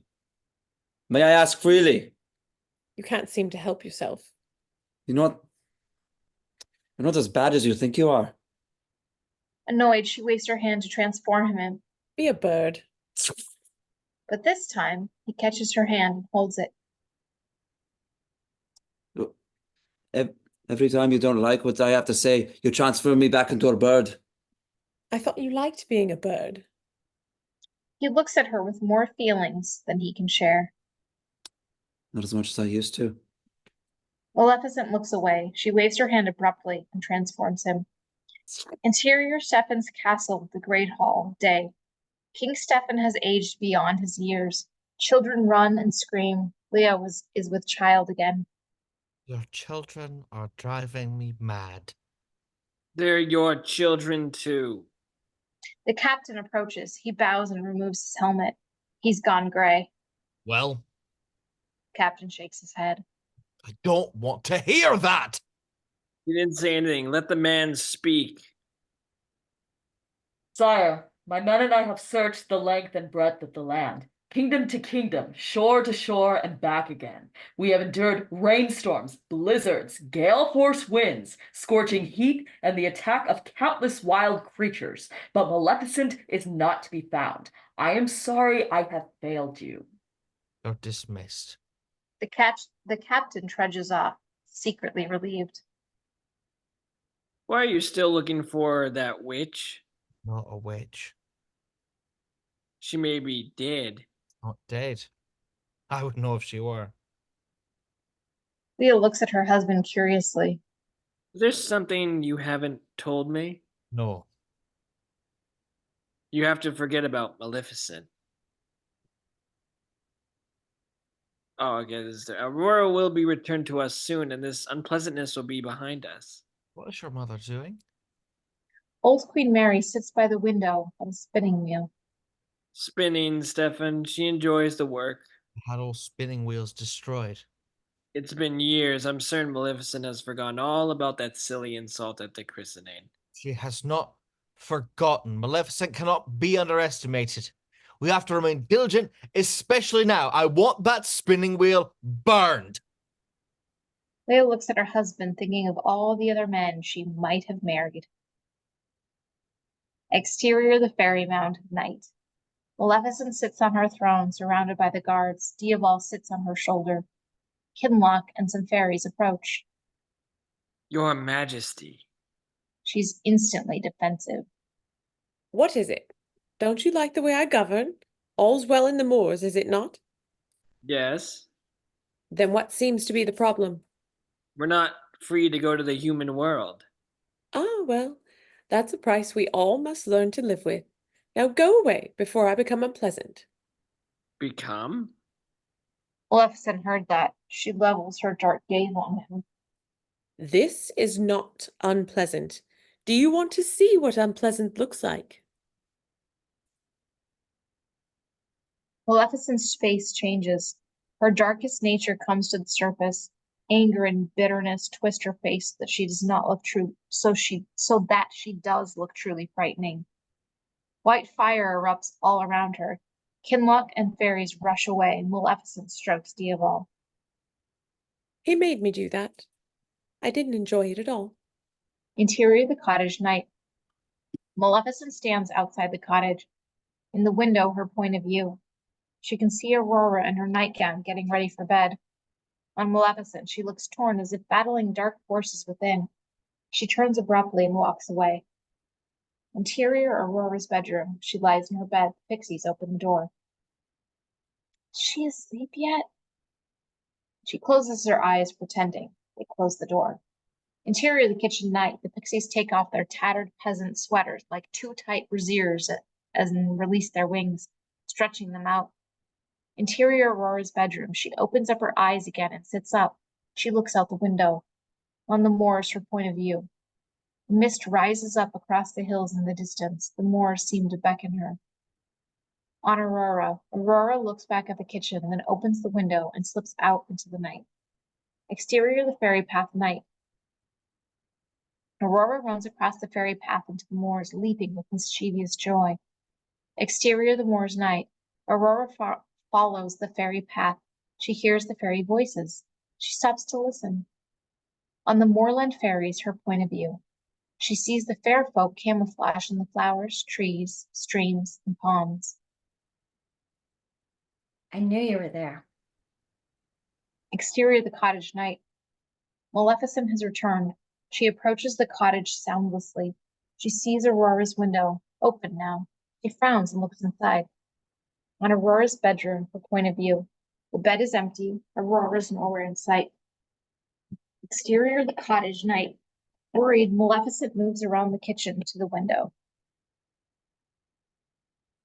Interior the kitchen, night. The pixies fly around the kitchen, bashing into each other, knocking things over and laughing hysterically. Milk jugs lay spilt on the table. Butterflies abound. On Maleficent, she looks around for Aurora in a panic. Diaval flies toward her. She waves her hand to transform him. Now a man. He transforms before he lands. He hits the ground hard. Then you'll wait until I've landed. Have you seen Aurora? Spotted her on the moors. Then what are you doing here? You shouldn't have left her alone. She can't wander out there by herself. Thought you hated her. She hurries away. He looks down at his human body. Don't leave me like this. On Maleficent. She waves an impatient hand over her head. Be a bird. In a moment, Diaval strafes her head just a little too close. Stay with her. Exterior the moors, on the blackthorn tree, night. The full moon shines down on Aurora, who stands at the bottom of the tree looking up at the elves. They screech at her. She's not afraid of them. Diaval circles overhead and lands in a nearby tree to keep watch. A peat bog. Aurora approaches the peat bog and watches the waller bogs drool and dribble. On Maleficent's moon shadow, Aurora's point of view. Maleficent's shadow looms over her suddenly. It's distinct and clear in the moonlight. Aurora smiles to see it. I know you're there. The shadow retreats suddenly. She turns around. Don't be afraid. Maleficent's amused voice answers from behind the rocks. I am not afraid. Then come out. Then you will be afraid. I won't. Come out. Maleficent emerges. Aurora smiles, not the least bit surprised by her appearance. Hello, fairy godmother. Maleficent tries not to laugh. You think I'm your fairy godmother? Who else would you be? You've been watching over me my whole life. Somebody had to. I've always known about you, ever since I was a little girl. She turns around so that Maleficent's shadow falls over her again. You see? That's the shadow I've been seeing ever since I was small. Wherever I went, that shadow was always with me. But don't you have a bird? In the shadow, Diaval lands on Maleficent's shoulder. This is Diaval. Aurora turns and reaches up to pet him. He preens. Wild, elvish women and web-footed sprites with sharp teeth watch them from the thick, tangled roots of trees. Aurora sees them. Who are they? Maleficent steps between them. Not everyone you meet in the moors is benevolent. You must never come out here alone. I'm not afraid. That's enough for one night. But Maleficent waves her hand in front of her eyes. Sleep. Aurora goes limp. Maleficent catches her by lifting her hands. Aurora floats in the air. Exterior the forest near dawn. A prone, sleeping Aurora drifts back toward the cottage. Diaval flies ahead and Maleficent walks behind. Interior the cottage, Aurora's bedroom. Maleficent lowers her back into the bed. She pulls the covers up, then she waves her hands over. My curse is undone. You are free to live a long and happy life, and you will never tell your aunts about me. Good night, beastie. Exterior the cottage the next morning. The kitchen is a disaster. Flittle climbs onto a stack of chairs to get to the vase. Thistlewit and Knotgrass sit at the table. Thistlewit has her head in her hands. I drank too much milk. Why did you let me do that? Where's your kerchief? I lost it. Knotgrass tries to put a kerchief on Thistlewit, pushes her away. Flittle reaches for the vase. She loses her balance and falls to the floor. Ah, that wouldn't have happened if I could use my wings. Shh, she'll be up soon. I want to fly again. I go back to the castle. So do I. Do you think I like being trapped in this poor little cottage with you two imbeciles? They start to cry. Aurora walks in to find her aunts bawling. She shakes her head as if this is nothing. there. What happened this time? I fell and hurt myself. She helps Flittle up. Poor old thing. Wait, I have a question. How old are you? You've looked the same my whole life. And another thing, why do we have spring flowers even in winter? She waves at the butterflies. And where are all these butterflies coming from anyway? No one ventures an answer. So did you sleep well? And why do you always ignore my questions? They putter around the kitchen. Would you like breakfast? Cabbage? She doesn't want cabbage for breakfast. Who eats cabbage for breakfast? I didn't say, do you want cabbage for breakfast? I said, do you want breakfast cabbage? Aurora shakes her head and looks skyward. Why me? Exterior of the moor is a peat bog another night.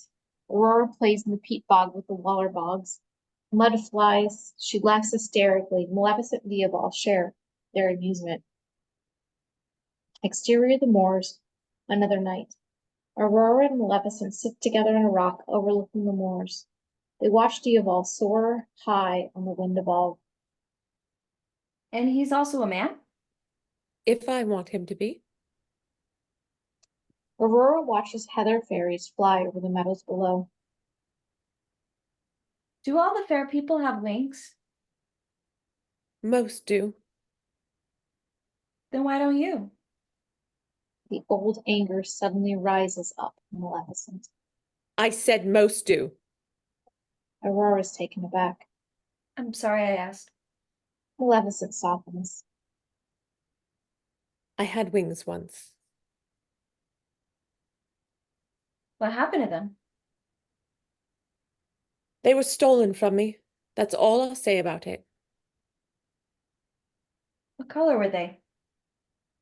Black. And that's enough about them. Aurora waits a minute. How big were they? Aurora.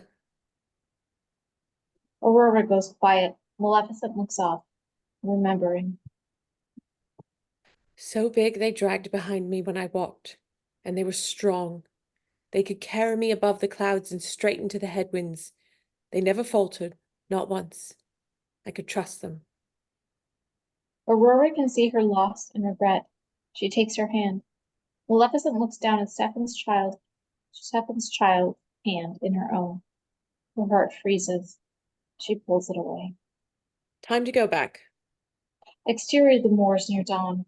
They walk back together across the misty hills. Diaval flies above. I have a confession to make. Do you? All day long, all I can think about is coming back to the moors. I love it here. It feels like home to me. This is not your home. Aurora walks a little ahead of her. Then where is it? And don't tell me it's the cottage with my aunts. Steps onto the edge of the white stone that is just up from the ground. As her foot lands briefly on it, it roars, shaking the ground. Aurora jumps off quickly. What was that? Maleficent looks around, alarmed. Come back quickly. Aurora hurries back toward her and steps on the stone again. It roars. Aurora runs to her side. Maleficent and Diaval look at the white stone. On the Queen's stone. It's tilted and half buried in the sod and grass. So that's where it fell. What is it? Maleficent looks from the Queen's stone to Aurora and back again with shock and realization. What's wrong? Nothing. Go to sleep. She waves her hand in front of her eyes. Aurora goes limp. Maleficent keeps her aloft as she sleeps. She looks at Diaval. How is this possible? She closes her eyes and holds her staff over the stone. She slowly raises it out of the ground and sets it upright on top of the ground. She brushes the dirt away. Then she slowly lowers the prone, sleeping Aurora onto the Queen's stone. She's so small, she fits on it perfectly. As her body settles down, the stone purrs, exactly the way it did when Ula stood on it years earlier. Maleficent looks at Diaval with disbelief. Cut to exterior of the moors, ruined castle dusk. Maleficent stands before the ruins. In a moment, her father appears. This is an interesting twist of fate. If Aurora is the true queen, then maybe I should step down. You'd give up your throne to the child of your sworn enemy, no less. What's gotten into you? It was never mine. I took it by force. You did what had to be done at the time. Forget about the stone. Bury it. No one will ever know. I will know. There's that conscience again. I think the raven is right about you. He seems disappointed as he walks back to the ruins. Exterior of the moors night, Maleficent walks, practicing what she's going to say. Something you need to know. This is going to come as a big shock. No, sit down. She hears Aurora's laughter. She listens. There's another unfamiliar voice, a young man's voice. The words are not distinct. Maleficent peers through the foliage. On Aurora and Philip, her point of view. Aurora is talking to a handsome young man who holds a white horse.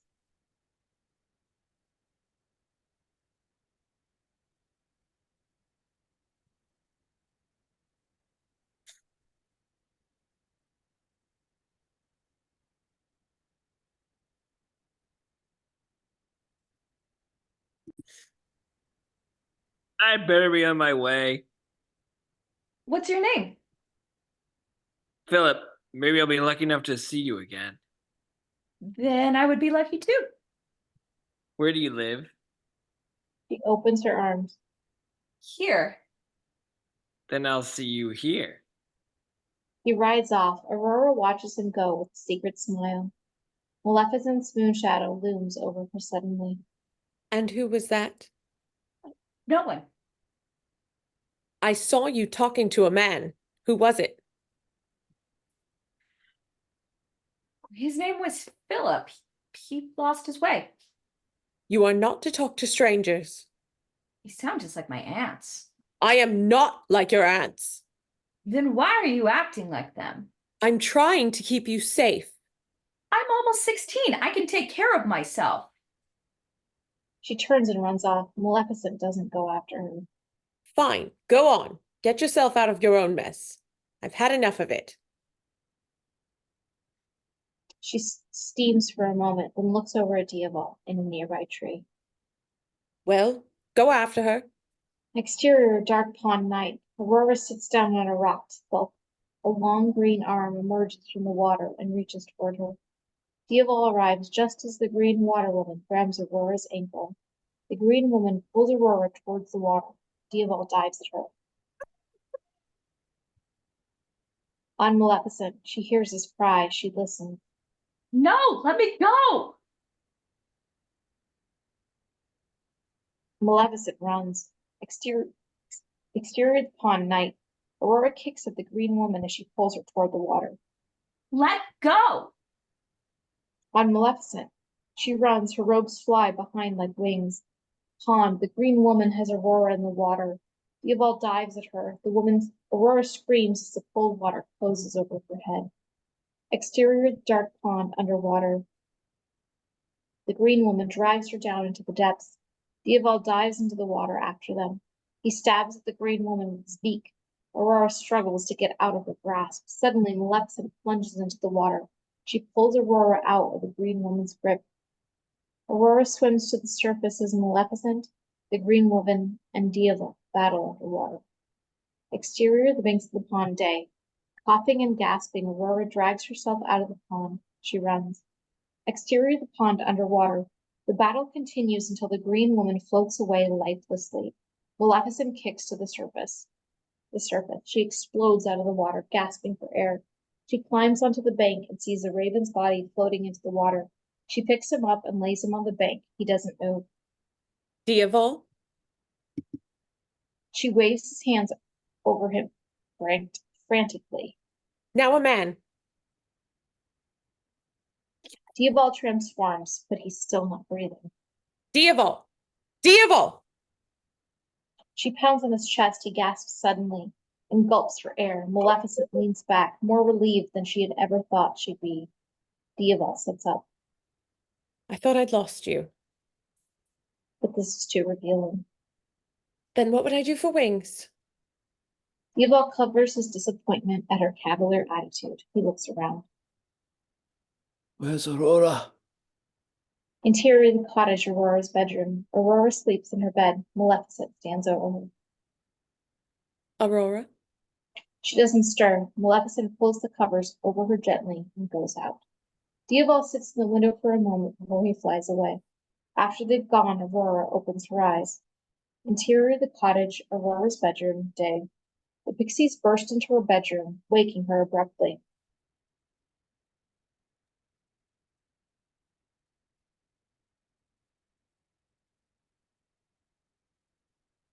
Why not?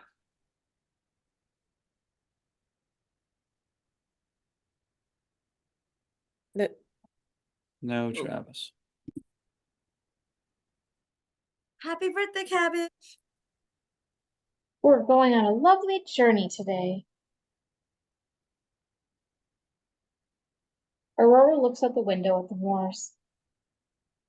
I don't want to go on a journey. You don't have a choice. Get her dressed. They throw clothes at her.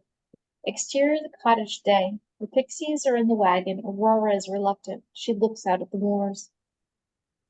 I'm not going. Why not? There's someone I need to talk to. Oh, you don't know anyone. I'm not going. Knotgrass finally loses it.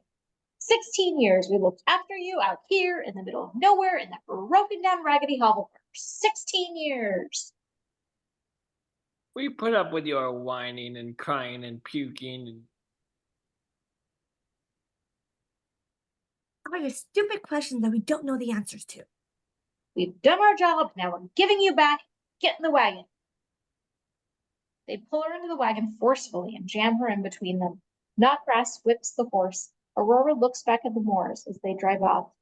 Cut to exterior King Stefan's castle, evening. The Pixie's wagon approaches as at the castle with a dead run.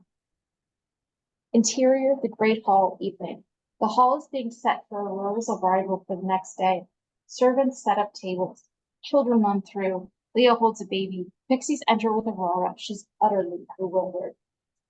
we're back. What are you doing here? You are not to arrive until tomorrow. Today is your 16th birthday. I told you to bring her the day after her birthday. Aurora looks at the heavy, oppressive room, the iron filigree above. She puts her hand on the stone wall and pulls it back quickly. She shudders. Well, it's been a long time. How can we be expected to remember? Should have known not to trust flower pixies. Where's the child? He looks right past Aurora. They push her toward him. Here. This. Aurora, meet your mother and father. Aurora is so shocked she can't speak. Leia hands her baby to a nursemaid and opens her arms to Aurora. Come over here and let me have a look at you. She backs up a step. What are we going to do with her? The idiot pixies have brought her back a day too soon. Flittle folds her arms. Well, we're not taking her back. I can't stay anyway. She rubs the tip of her index finger absently. I'll have to lock you in a safe place for the night. Why? I know it's a terrible homecoming, dear, but your father's worried about some old curse. I have to go back to the moors. That life is over. Stefan pulls her away. Flittle sees the lady with the blue face who's grown much older. She points at Flittle. You ruined my life. Flittle grabs Knotgrass urgently. I've changed our mind. I want to go back to the horrid little cottage. Interior of the hall day. Stefan ushers Aurora firmly down the hall. Let me go back, please. This is a mistake. Whining and begging may have softened the pixies, but not me. He puts her in a room. Welcome home. We'll talk in the morning when this is all over. He closes the door and locks it. Exterior of the cottage, night. Shutters bang on the windows. Diaval lands on the sill and looks in.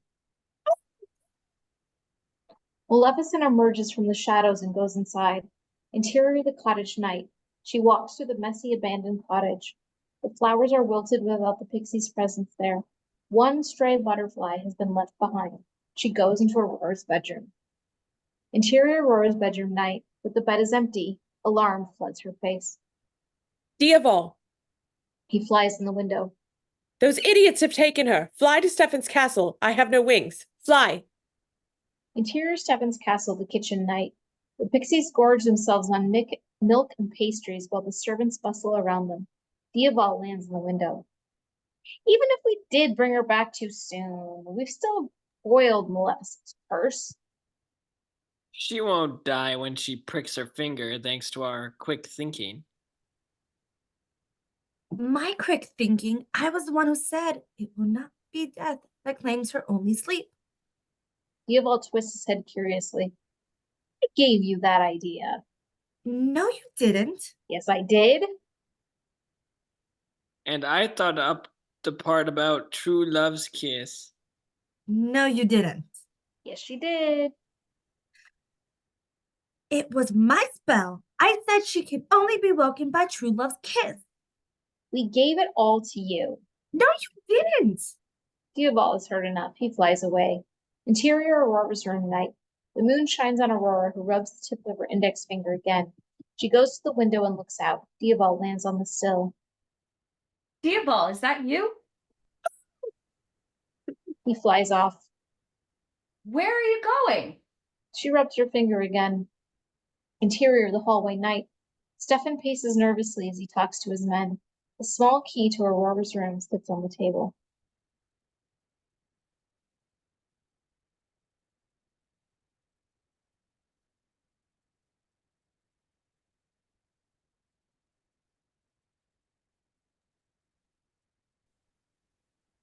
Maleficent will come at midnight to watch her curse unfold. The moment she appears, use the iron. Do not hesitate. Diaval lands on the table. Stefan sees him.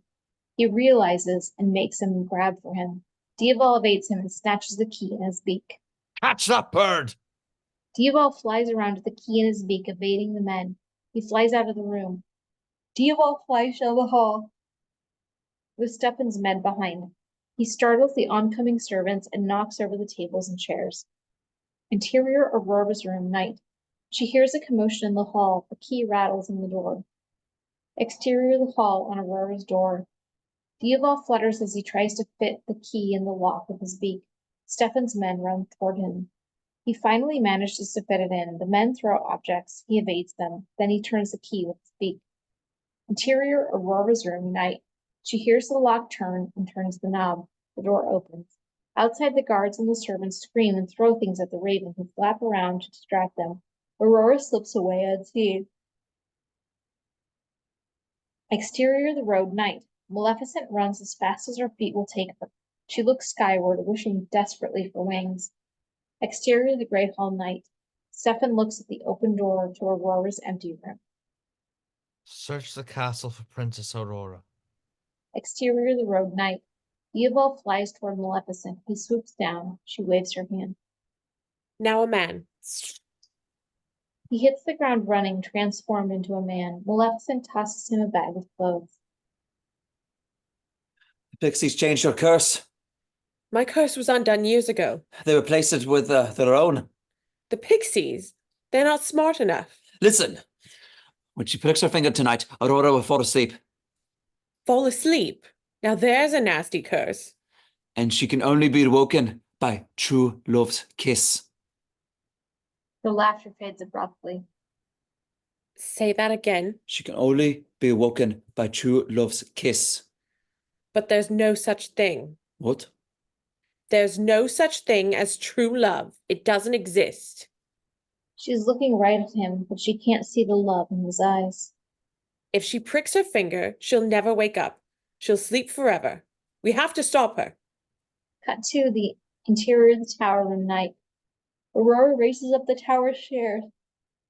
It runs into a small room to hide. The bell tower clock starts to clang midnight. 1. Interior tower room, night. She enters the tiny room. The clock clangs again. 2. Queen Mary sits under the moonlight, working at a spinning wheel. Oh, Aurora, you've grown up to a lovely young lady. The clock clangs. 3. Aurora rubs the tip of her finger, which is throbbing terribly. Who are you? Your grandmother, dear. The clock clangs. 4. Exterior the road, night. Maleficent watches Diaval fly ahead. She runs until she can't run anymore. She doubles over to catch her breath. On Stefan's castle, her point of view. She can see it in the far distance. On Maleficent. But she knows she'll never make it in time. She lifts her fists in fury. I need wings! She hears a whinny. On the white horse.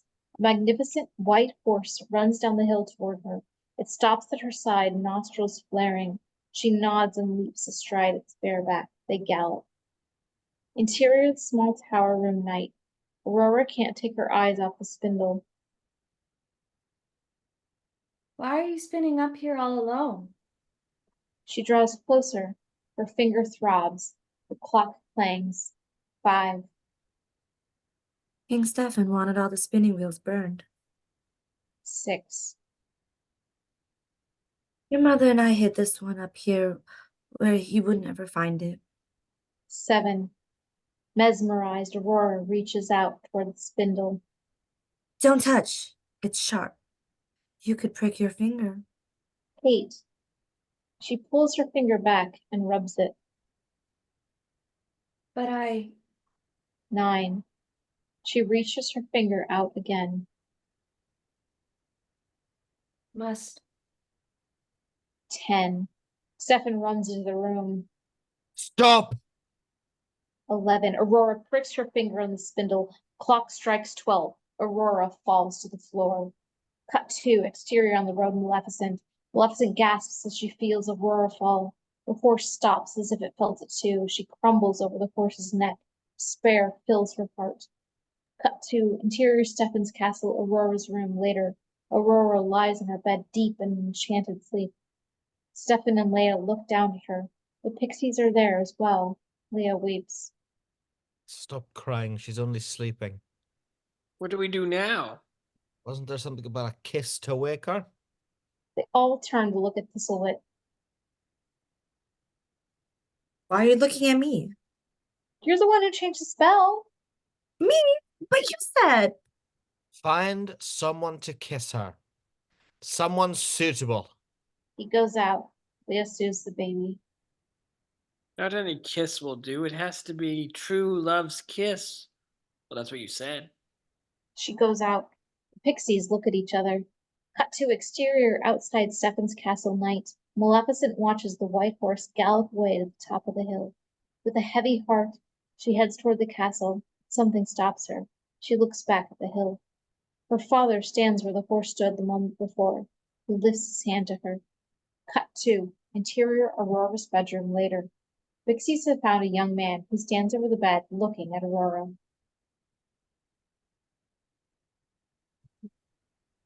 But is she sleeping? She won't mind. He shrugs and kisses her. The pixies wait expectantly. She doesn't wake up. You didn't do it right. It's supposed to be true love's kiss. True love? I don't even know her. Get out. Cut 2. Exterior Stefan's castle night. Maleficent has arrived at the castle. She slips across the drawbridge in the shadows. Interior Aurora's bedroom night. The pixies have found another young man. This is the Princess Aurora. Isn't she beautiful? Yes, she is. He's clearly very attracted to her. Are you in love with her? Absolutely. You can kiss her then. He kisses her eagerly. Aurora doesn't wake up. If it were true love, you would have woken her up. Let me try again. He leans down. They push him away. Get out. Cut 2. Interior Stefan's castle night. Maleficent slips unseen through the halls. She looks into each room as she passes them. Diaval flies toward her. She transforms him. Now a man. He transforms. Very sad. We've lost her. Cut 2. Interior Aurora's bedroom night. The 3 pixies usher in another young man. It's Philip. This is Princess Aurora. He looks at the sleeping girl. I know her. That's helpful. Why is she sleeping? She's trapped in enchantment. Isn't she beautiful? He's smitten. The most beautiful girl I've ever seen. The pixies share an excited glance. This is going well. Do you want to kiss her? Very much. Then go ahead. I wouldn't feel right. I barely know her. We only met once. Haven't you ever heard of love at first sight? Kiss her. He leans down toward her.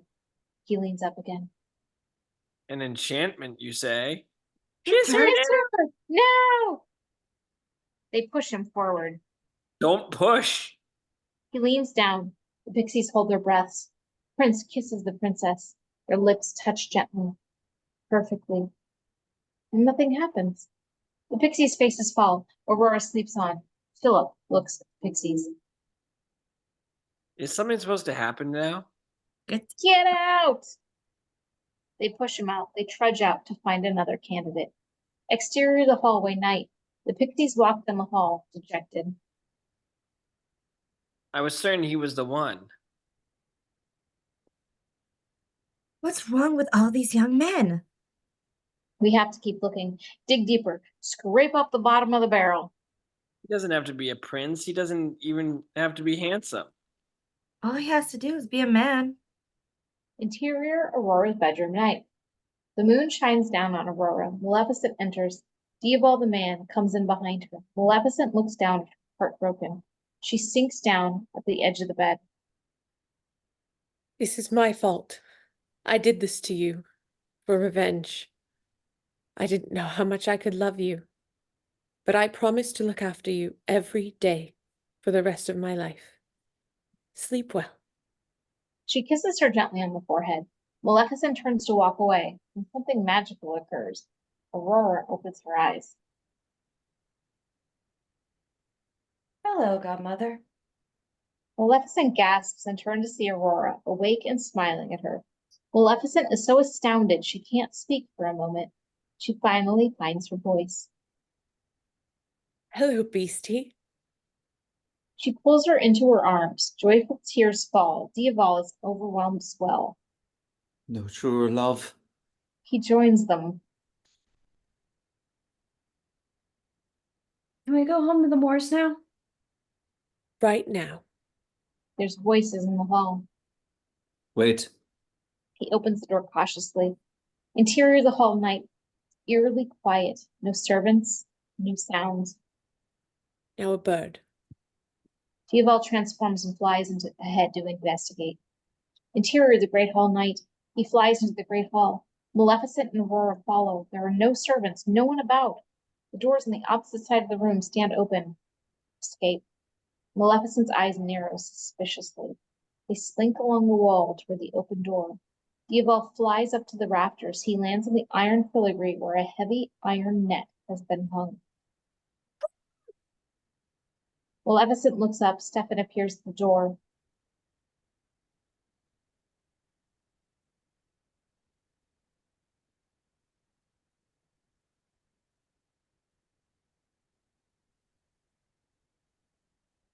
Stefan. Drop it. The iron net falls from the ceiling. Maleficent pushes Aurora out of the way. Get out of the castle! She falls to her knees, dropping her staff. The net burns her exposed flesh. Aurora tries to pull the iron net off. Get out of here! Go back to the moors! Aurora backs away reluctantly. Go now! Aurora runs. Stefan nods for some of his men to go after her. Other men run out with the iron weapons and poke at Maleficent like a trapped animal. The pixies watch with horrified fascination. Interior of the tower stairs, night. Aurora runs up the stairs trying to get away from Stefan's men. She reaches the landing, runs to the door, and finds herself in another stairwell. She keeps climbing. The great hall. Maleficent tries to get up, but she's weakened by the iron. She reaches for her staff. Stefan kicks it out of the way. He walks around her. I should have killed you that night. Would have saved us all a lot of trouble. She glares at him with silent hatred. He nods to his men. Stefan's men draw their weapons. Diaval drops down in front of the raptors from them. Kill that bird! Some fight him off. Others stab at Maleficent. She grabs their weapons through the net, even though it burns her hands. Interior of the tower stairs, night. Aurora flings the door at the top of the stairs and runs inside. She peeks out to see if anyone's following, but feels something behind her. She turns, her eyes go wide. On Maleficent's wings. Her wings are bound in chains and held upright in a glass coffin. Aurora approaches them, awed by their size and beauty. She looks through the glass. They flutter suddenly, still alive. She steps back. They flap and struggle against their bonds. Realization fills Aurora's eyes. She places her hands on the glass. Shh, she's here. The wings settle down. Aurora touches the heavy iron lock. She gasps as it burns her. Interior, the great hall, night. Diaval fights Stefan's men. Now an eagle. He transforms into an eagle. He grabs the iron net over Maleficent and pulls it away. She gets up to her feet. Stefan runs to her with his iron sword. She evades him and throws her robes up. White fire erupts. He falls back. His men have thrown a chain around Diaval's claws. They pull him down and stab at him. Now a bear. Diaval transforms into a bear. It bellows and swipes at the men. Back away. Interior of the tower room night. Aurora frantically looks for a way to release the wings. She picks up a heavy chair. Interior of the great hall night. Stefan throws a heavy iron chain at Maleficent. It wraps around her neck. She drops to her knees as it burns her. Stefan pulls it tighter. She gasps. The men have thrown a rope around the bear's legs, hobbling him. Interior of the tower room night.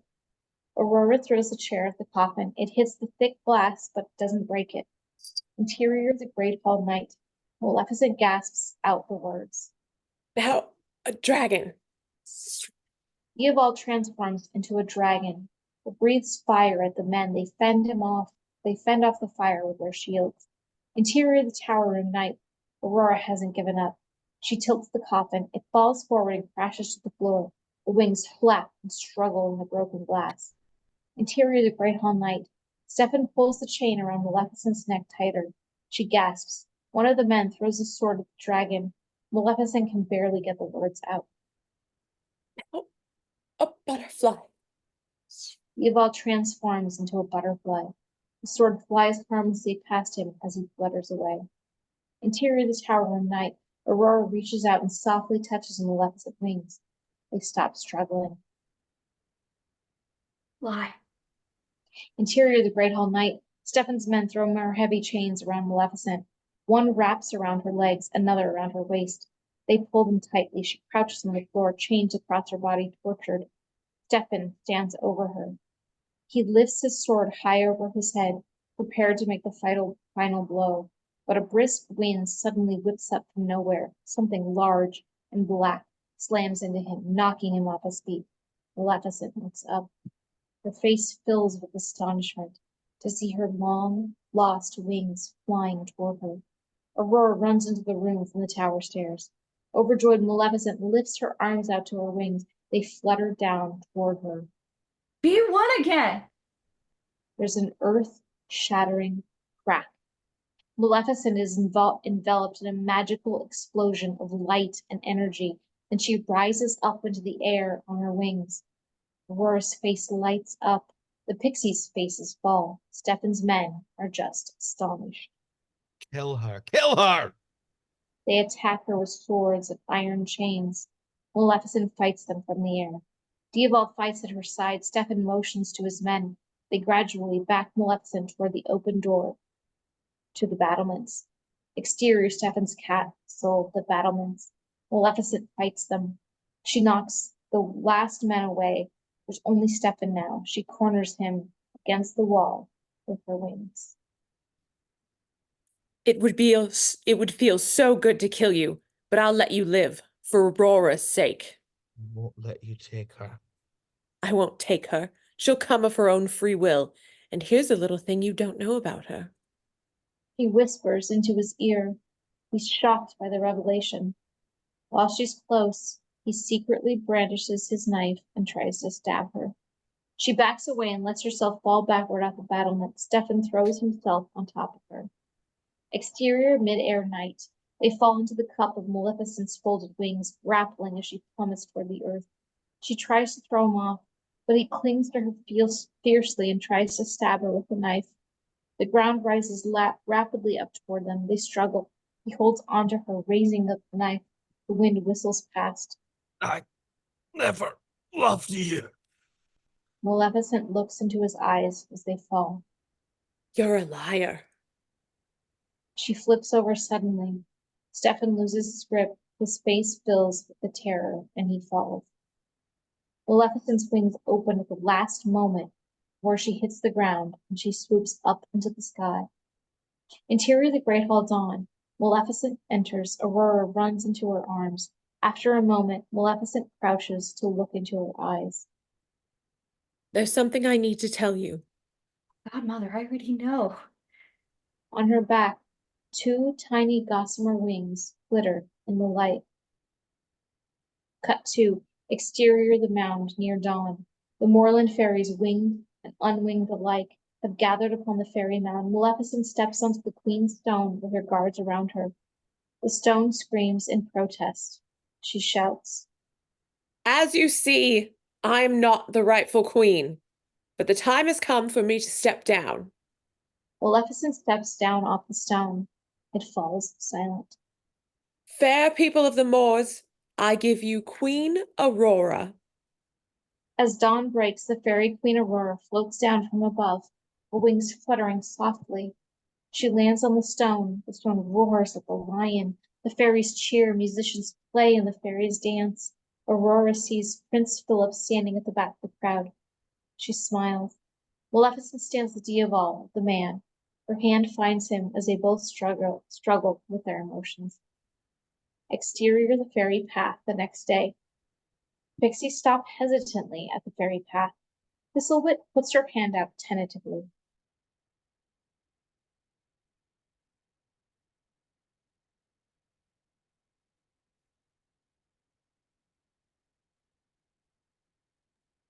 Are you certain? Are you certain? Yes, Queen Aurora has lifted the binding spell. No, we're going home. Flittle's butterflies fly ahead. Flittle hears something. She looks back. A carriage approaches in the road. The blue woman leans out and points at Flittle. I'm coming for you. Flittle gasps and runs after them. Cut to exterior of the farmland sometime later.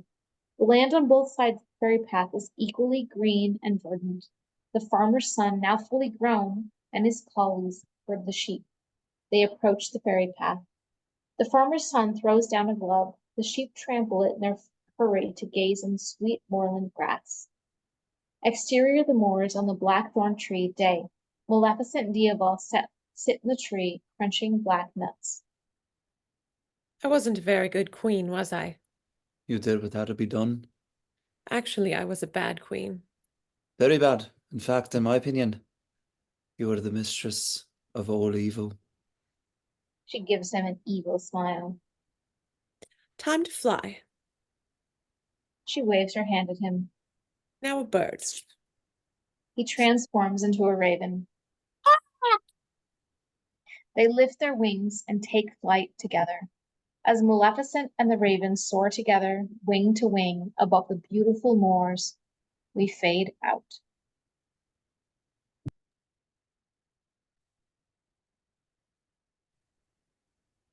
Thank you very much. That was absolutely lovely. Everybody did a splendid job.